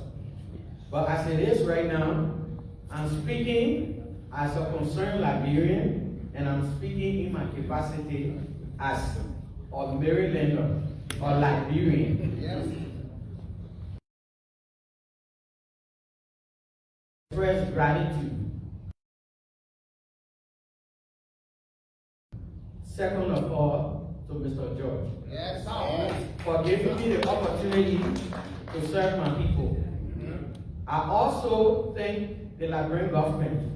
Despite the fact that I would say I'm not known by the Liberian government because I'm not on government's payroll, but I still appreciate you guys because when I'm working, when I answer the phones at the consulate, I say Liberian Consulate. I want to thank each and every one of you in this room, the Liberian community in Minnesota, the Liberian community in the Midwest. I thank each and every one of you. I made friends, I made enemies, because a lot of times our people don't like it straight. You give it straight, you become their enemy. And I'm one person, I'm not perfect, but I don't bend the book easy. So I did my time. It's always said, when it's time to get on the stage, you get on the stage. After performing, you leave the stage. Mr. George has done an awesome job in this community. With the support of everybody sitting here, with the support of the Liberian people, I stand here to say, Mr. George, what you've done, I'm not saying no Liberian can do it. I know there are other people that carry Liberian in their hearts. They can do it. But you are exceptional. Thank you for your service. Everybody here, today we're dealing with all of these. We hope that we'll be able to get through and get through easy. I have a point here to talk about too. The minister mentioned this consulate has done 1,509 passports. I will agree with that. My concern is the manner in which it was presented it looks as though it doesn't matter, it's insignificant. So my point is, since this 1,509 persons doing Liberian passport seems insignificant, VFS Global doing it in Minnesota, what difference is it going to make? Is it going to bring out more Liberians? Is there a problem with the system over there? Is there a problem with the office? Are there discrepancies that we don't know about, for which this is a brought? And then another thing that caught my attention, the minister talked about, Jackson said he doesn't want this. If I'm working with you and you are not cooperating, what am I supposed to do? Especially after I put in my resources, after I put in my sleepless nights, after I put in my time that I could use to make money. Other places, how else do you expect me to tell you I'm happy to work for you? Thank you. Rest that. So all I can say, we've done our time. It's about time that other people step in, and let's see what's going to happen. We are here. I'm always available. Whoever gets this consulate position, if you need consultancy, you can call me Rebecca. I didn't do XYZ, but I've done my time in this community, and I want to thank you for. Thank you very much.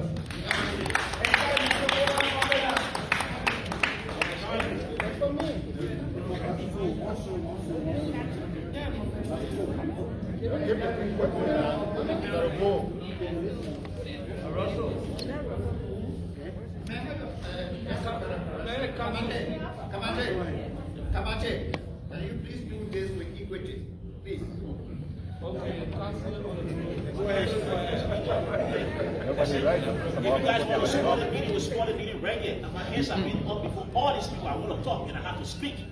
I have to speak. Stop crossing because you know what I'll be saying to you. That's the reason why you go follow me. So I want to speak. I want to speak here. I want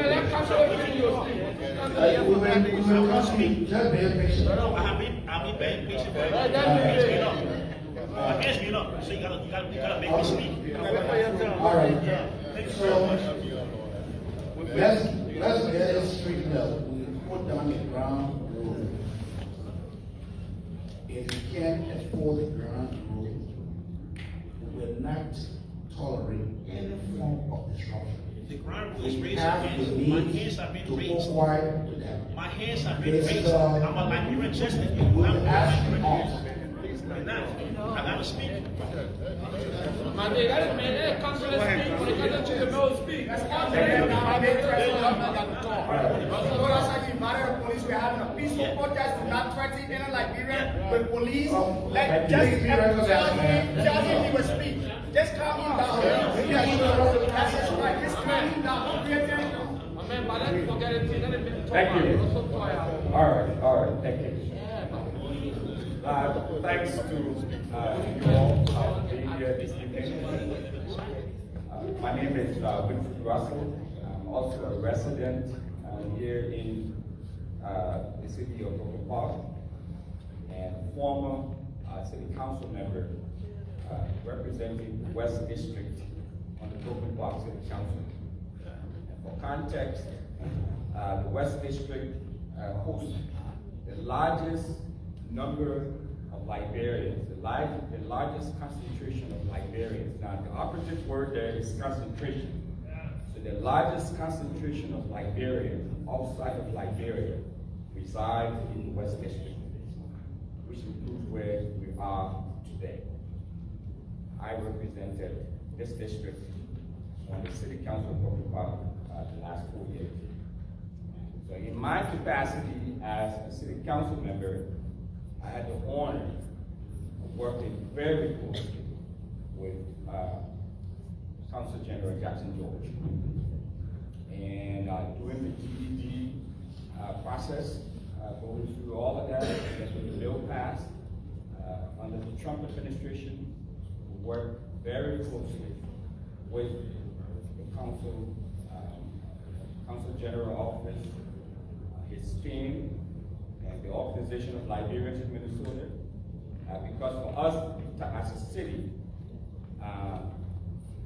we were at stake of a really, really devastating situation if all of those Liberians had been sent back home.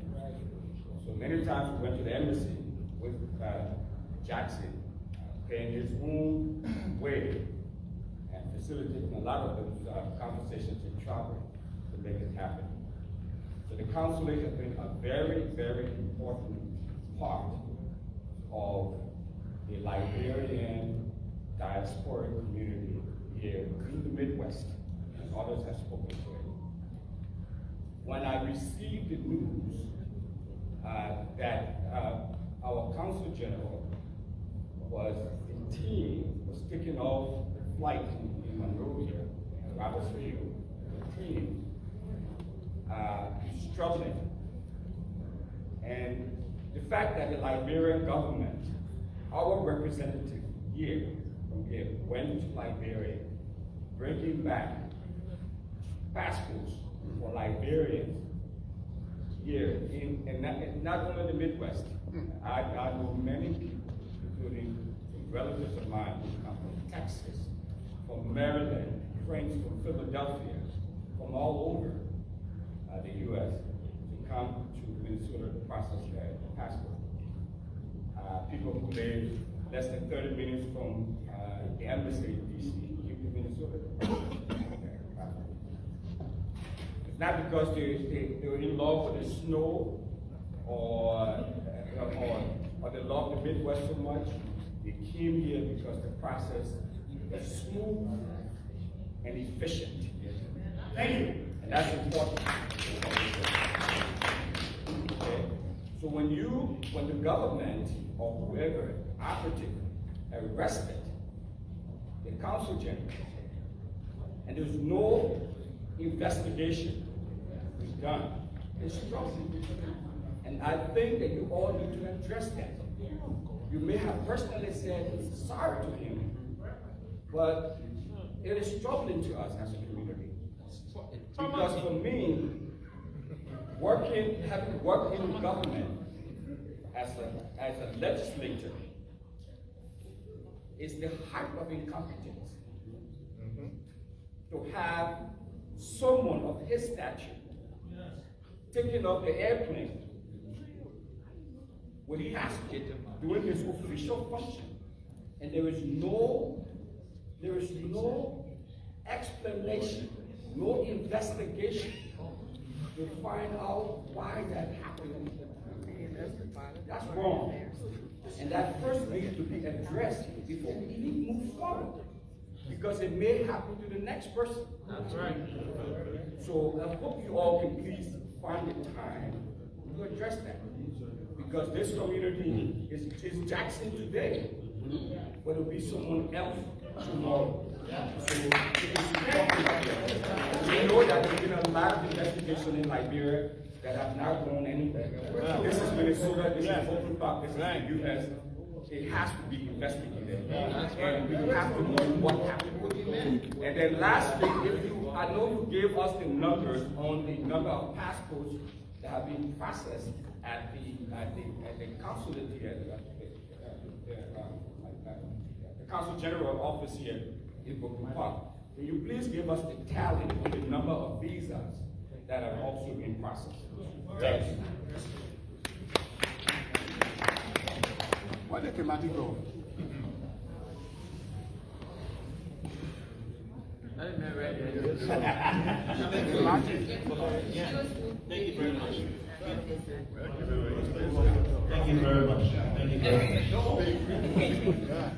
Oh yeah, I'm not intimidated. I'm a Liberian. Nobody is more Liberian than me. Go ahead. The name is Equatus Constans. Remember that? It's called Equatus. So I will address this. For me, I speak the undiluted truth. Okay.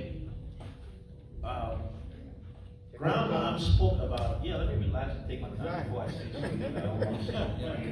Grandma spoke about the number of people here, right? Why you see the few number of people in here. Again, I spoke 2 weeks ago, it's about the incompetence of oil. The robocall went out just a few hours. just a few hours ago. Yes, 'cause I know before that. this meeting. That's why you didn't see everybody showing up. We got a flimsy excuse that we don't want people here being angry. Of course people should be angry. Of course people should be angry. The government is a servant. You work for us. We put you there and we can get you out. That's right. That's the American way. I want you to tell George Weah, I like him. When I used to play soccer, they called me Money. Because of him. I love him. But somebody said, and I have not really validated and verified those numbers about the Midwest. We talk about 200,000 people in here. If that community of people right here was a county, it would be the 6th largest county in Liberia. That's right. Okay, so we have a position in this particular issue we're talking about. And now, Madam Minister, with all due respect, everything you spoke about was strong on rhetoric, but weak on substance. There is only one thing we want to hear here, that the consulate remains here, the process remains seamless. You never addressed that in all the statements that you made. The petition was given to you, you didn't speak about it. Listen, we know what's going on. We know what's going on. It's politics. Do not use us as pawns. Don't use us as pawns. We know what's going on. It's in the back end. You guys know it. You guys know it. We have a lot of people in the community, all across the states here, who benefit from the seamless process. You as a government, you should be making things easier for people. Not making it worse. Not making it worse. So all we're saying, you see, all this thing we're doing right here, we just want one statement from the government that our consulate remains here, open, and the process is seamless for every Liberian. And I will let you tell Judge Weah, first maybe you guys will not understand, but the number is 200,000. Like I said, I'm not verifying. You've created a dual citizenship where people can now get the whole, get their passports and they're eligible to go and vote in Liberia. Tell Judge Weah he's basically making 200,000 people pissed off. That's right. He's making 200,000 people pissed off. If half of those people go and vote, we get him out of office. Yeah, that's right. So tell him to keep our consulate here. That's the message you take home, I mean, with all due respect. Okay? Thank you very much. Hold on. Hold on for it. Hold on for it. Hold on.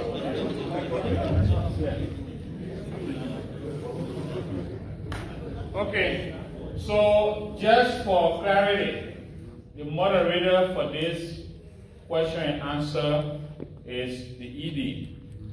With all due respect, we have asked for people to be respectful. We don't want to get into politics here.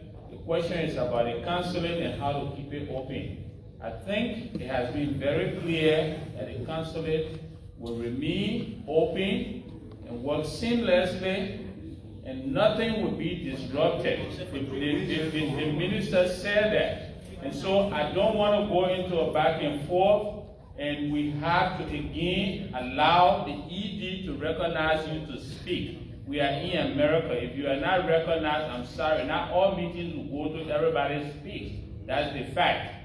So please, those of you that have the mic, please let the ED recognize somebody before you give them the mic. Please. Let's follow order here. It's after 8 o'clock. Thank you.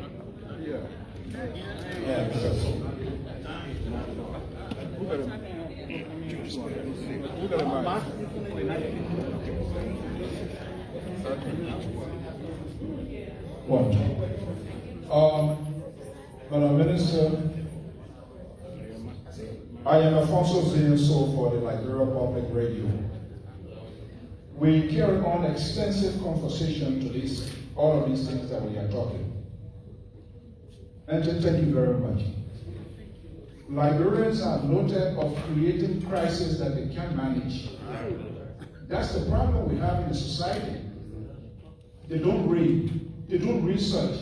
They hear it, they magnify it on the top of the mountain. But the government too is also having a shared responsibility to this whole thing. For some of us in the news business, we try as much as possible to make it proportional to hear from both sides. And I want to make this special appeal. We in the diaspora here, you have stations without managers, without editors, without nothing, but they are operating. And we know the proliferations of news outlets. But institutions that are registered here and registered in Liberia with their reporters. If there's anything, most of all, for the most part, we try to call to get a government version, to get independence was about. That is not happening. And sadly, when our official comes here, when you try to reach out to them to have a conversation, they don't answer people call. I flew from Rhode Island to come here. I do not live here, but this is a national issue. With this whole passport thing here, we've been having a conversation. I don't know what I can answer, but when you ask them the source of information, you not know. That's not the answer. Yeah. I have a question for you. The consulate addressed something. I want to go beyond the borderline. And that was, it's shocking to have a diplomat to be brought down in his own country. Well, I don't know all of the details involved. But has there been measure put in place to avoid this happening, or someone should be held responsible? We have to set some sort of standard. And two, when this thing happened, I want to thank the ED, because when the news broke, I contacted the embassy, Washington, D.C. Somebody, we can speak to it, called the Ministry of Foreign Affairs. Come on, you should be able to get an answer. I managed to reach out to the leadership here, and again, we're able to have a conversation. This is how you have a dialogue. So I want to know, prior to government position, was the Mr. George, was he informed? And if he was informed, did he ask, did the ministry ask him to get the community informed as well? Because it just came and everybody was just, whether you live in Rwanda, I mean, you live in Minnesota or not, hell broke loose. We wanted to know what's going on. It has to do with our country. How was that communication, chain of communication took place? Thank you so much. Thank you. Thank you. Pastor Cole.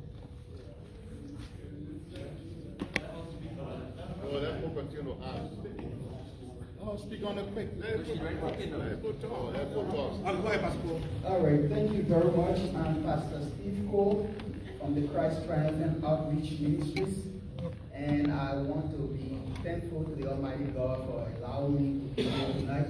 And I want to say thanks to the Liberian government for their swift response to our call.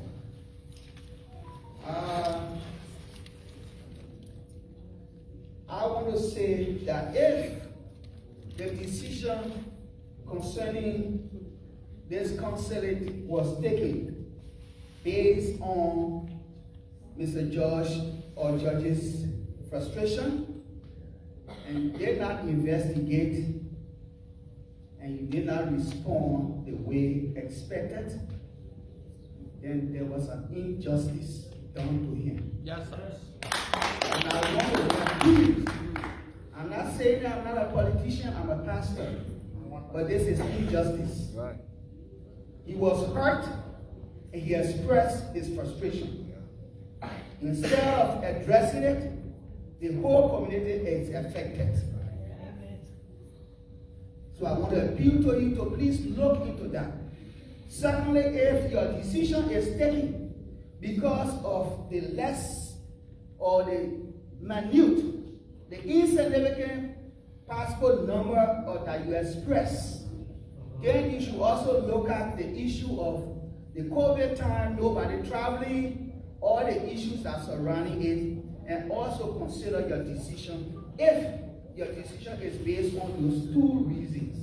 Because from what I'm understanding, George is frustrated, he doesn't want to be there.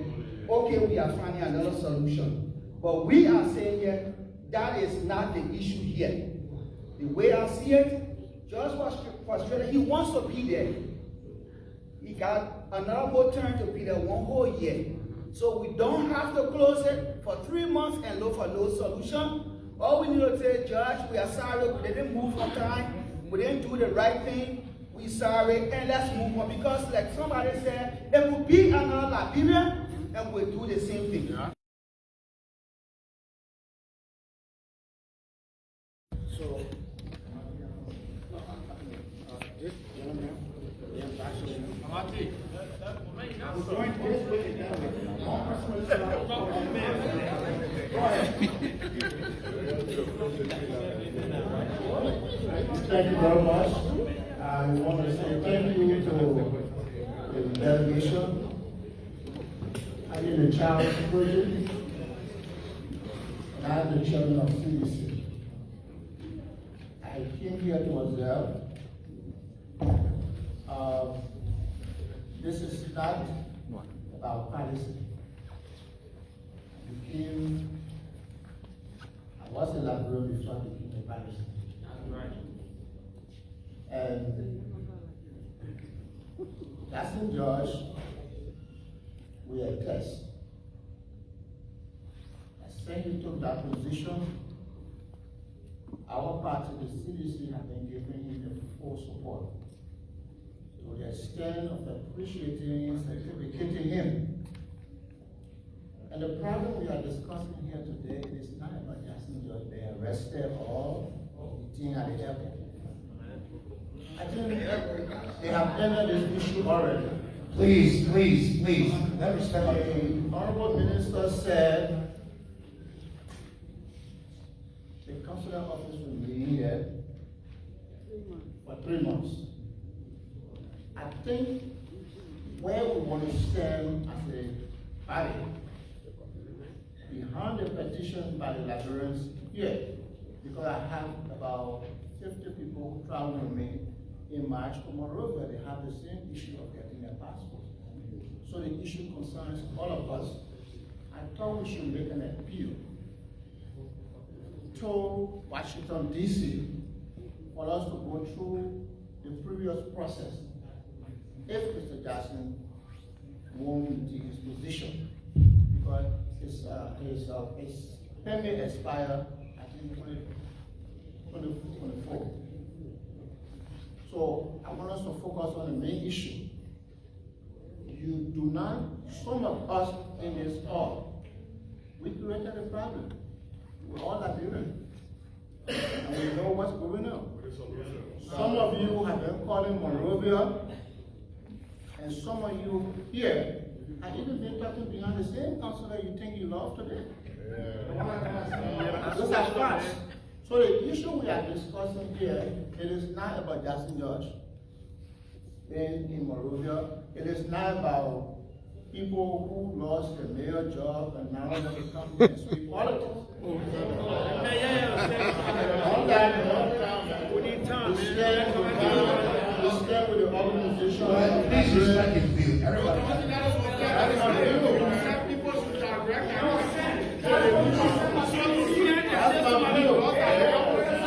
That is from civil law. It lacks any iota of that. It lacks any basis of truth. Why will you attach somebody to say the laws are there? This is not a member election we are talking about. You say something. You know that is not Kamati. That is the problem of cumulative face. Don't lie. This is the problem of cumulative face. All right, praise.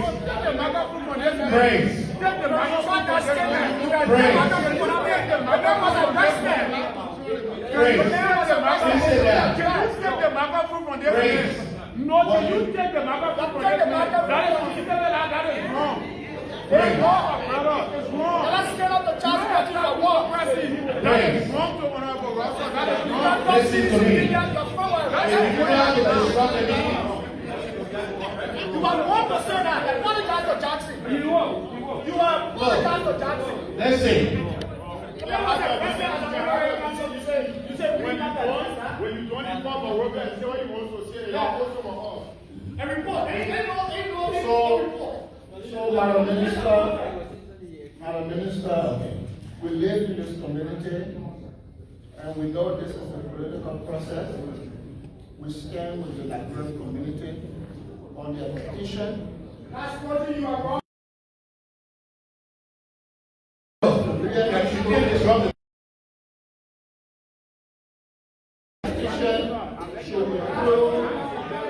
Petition should include giving the Liberian community the opportunity to vet another consulate if Mr. George won't stay for the next year. Thank you very much. Thank you.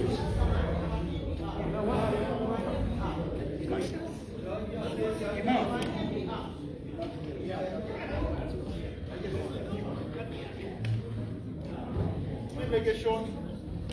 Yeah, I just have a question to ask, some questions, Honorable Gray. One of the questions I have is on the extension of the time. You said that you've asked Honorable Jackson Judge to continue for 3 months. So what happens after 3 months? That's the first question I have. What happens after the 3 months? Number two, it seems to be that the government is finding a way to outsource the services. So, are we not going to be so comfortable with the VHF to provide the services, and as a result of that, the consulate, the full consulate will not be established? And my third question would be, you said we have 3 consulates, one in Zurich, one in New York, and one in Argentina, something like that? Rome, no. Where? Rome? Italy. Italy, I mean. And then here? Okay, one is to be brought here. So, what are those processes? How long is it going to take? How long is it going to take? What will be the timeline? Because we've done it before. Maybe we'll consult with the old one. How long is it? Because, like you say, it requires a lot of stuff. So me, I'm concerned, after the 3 months, what happens?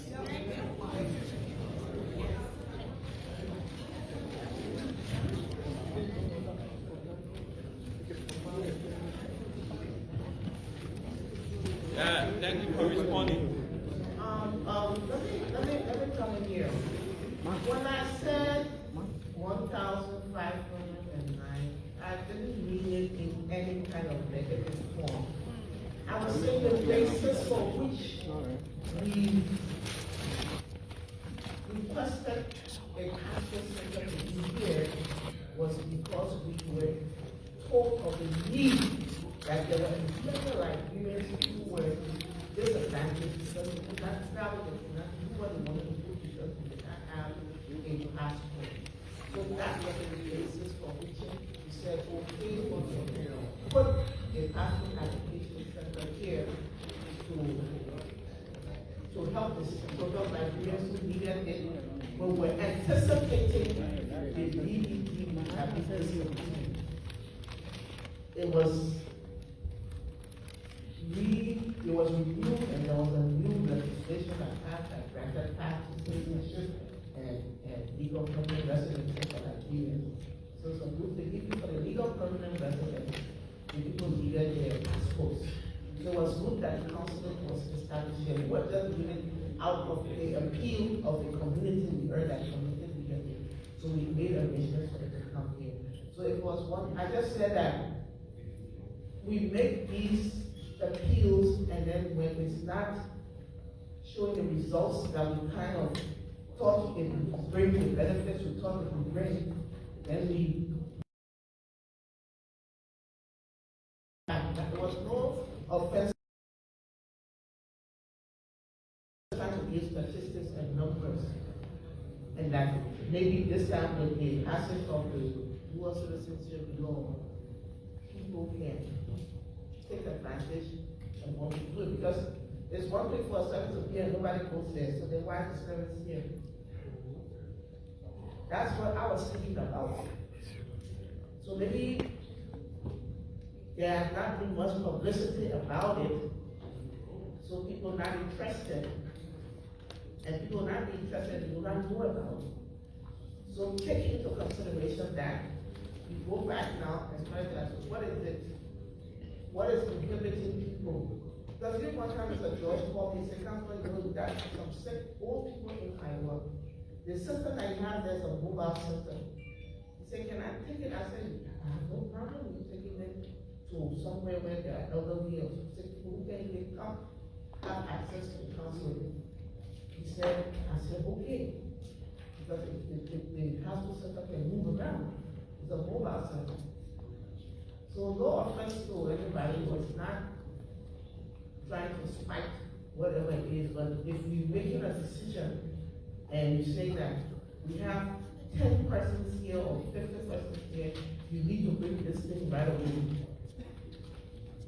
So maybe there's some lack of communication, some awareness, or something has to be done more so that people can access the service. On the extension, Mr. George is also part of the transition team. We'll be working with him to see how we proceed next. And as I said, visa services are not going to stop right now. Over the 3 months, we will still be providing services like counseling and stuff. The passport application center will still be operational. You talk about decentralization. How do we decentralize? We have to think out of the box in terms of how do we get services for the same thing. When we talk about this VFS global company, it's no cost to government, we just using the facilities. Just now, for Mr. George's office, there was no cost to the foreign ministry of government, but usually it's offered these facilities for use for us to put in the center. So it was not anything intentionally. Mr. George has done a lot for Liberians here. I know that because we communicate regularly. On his arrest,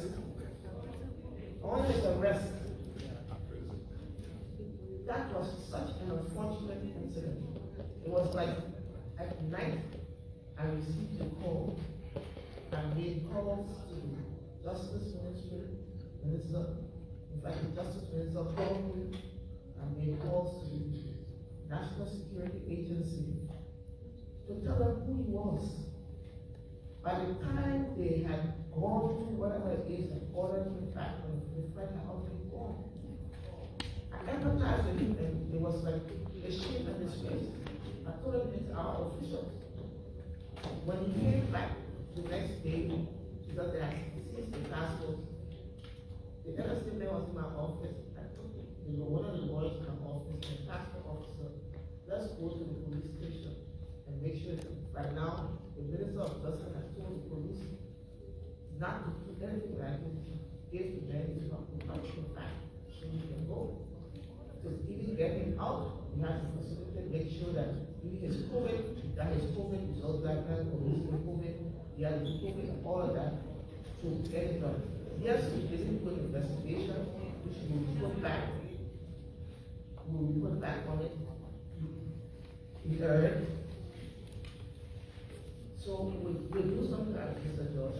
Please don't get the order. Mr. George, we'll do something about it. Okay, the gentleman in that shirt, ENN, Kipaka, we are. So the gentleman in the jacket right here, please, yeah. You. Get a big microphone, man. Hello. Right in front of you. Hello. Can you hear me? Well, I am from all party. I guess we can kind of say our party.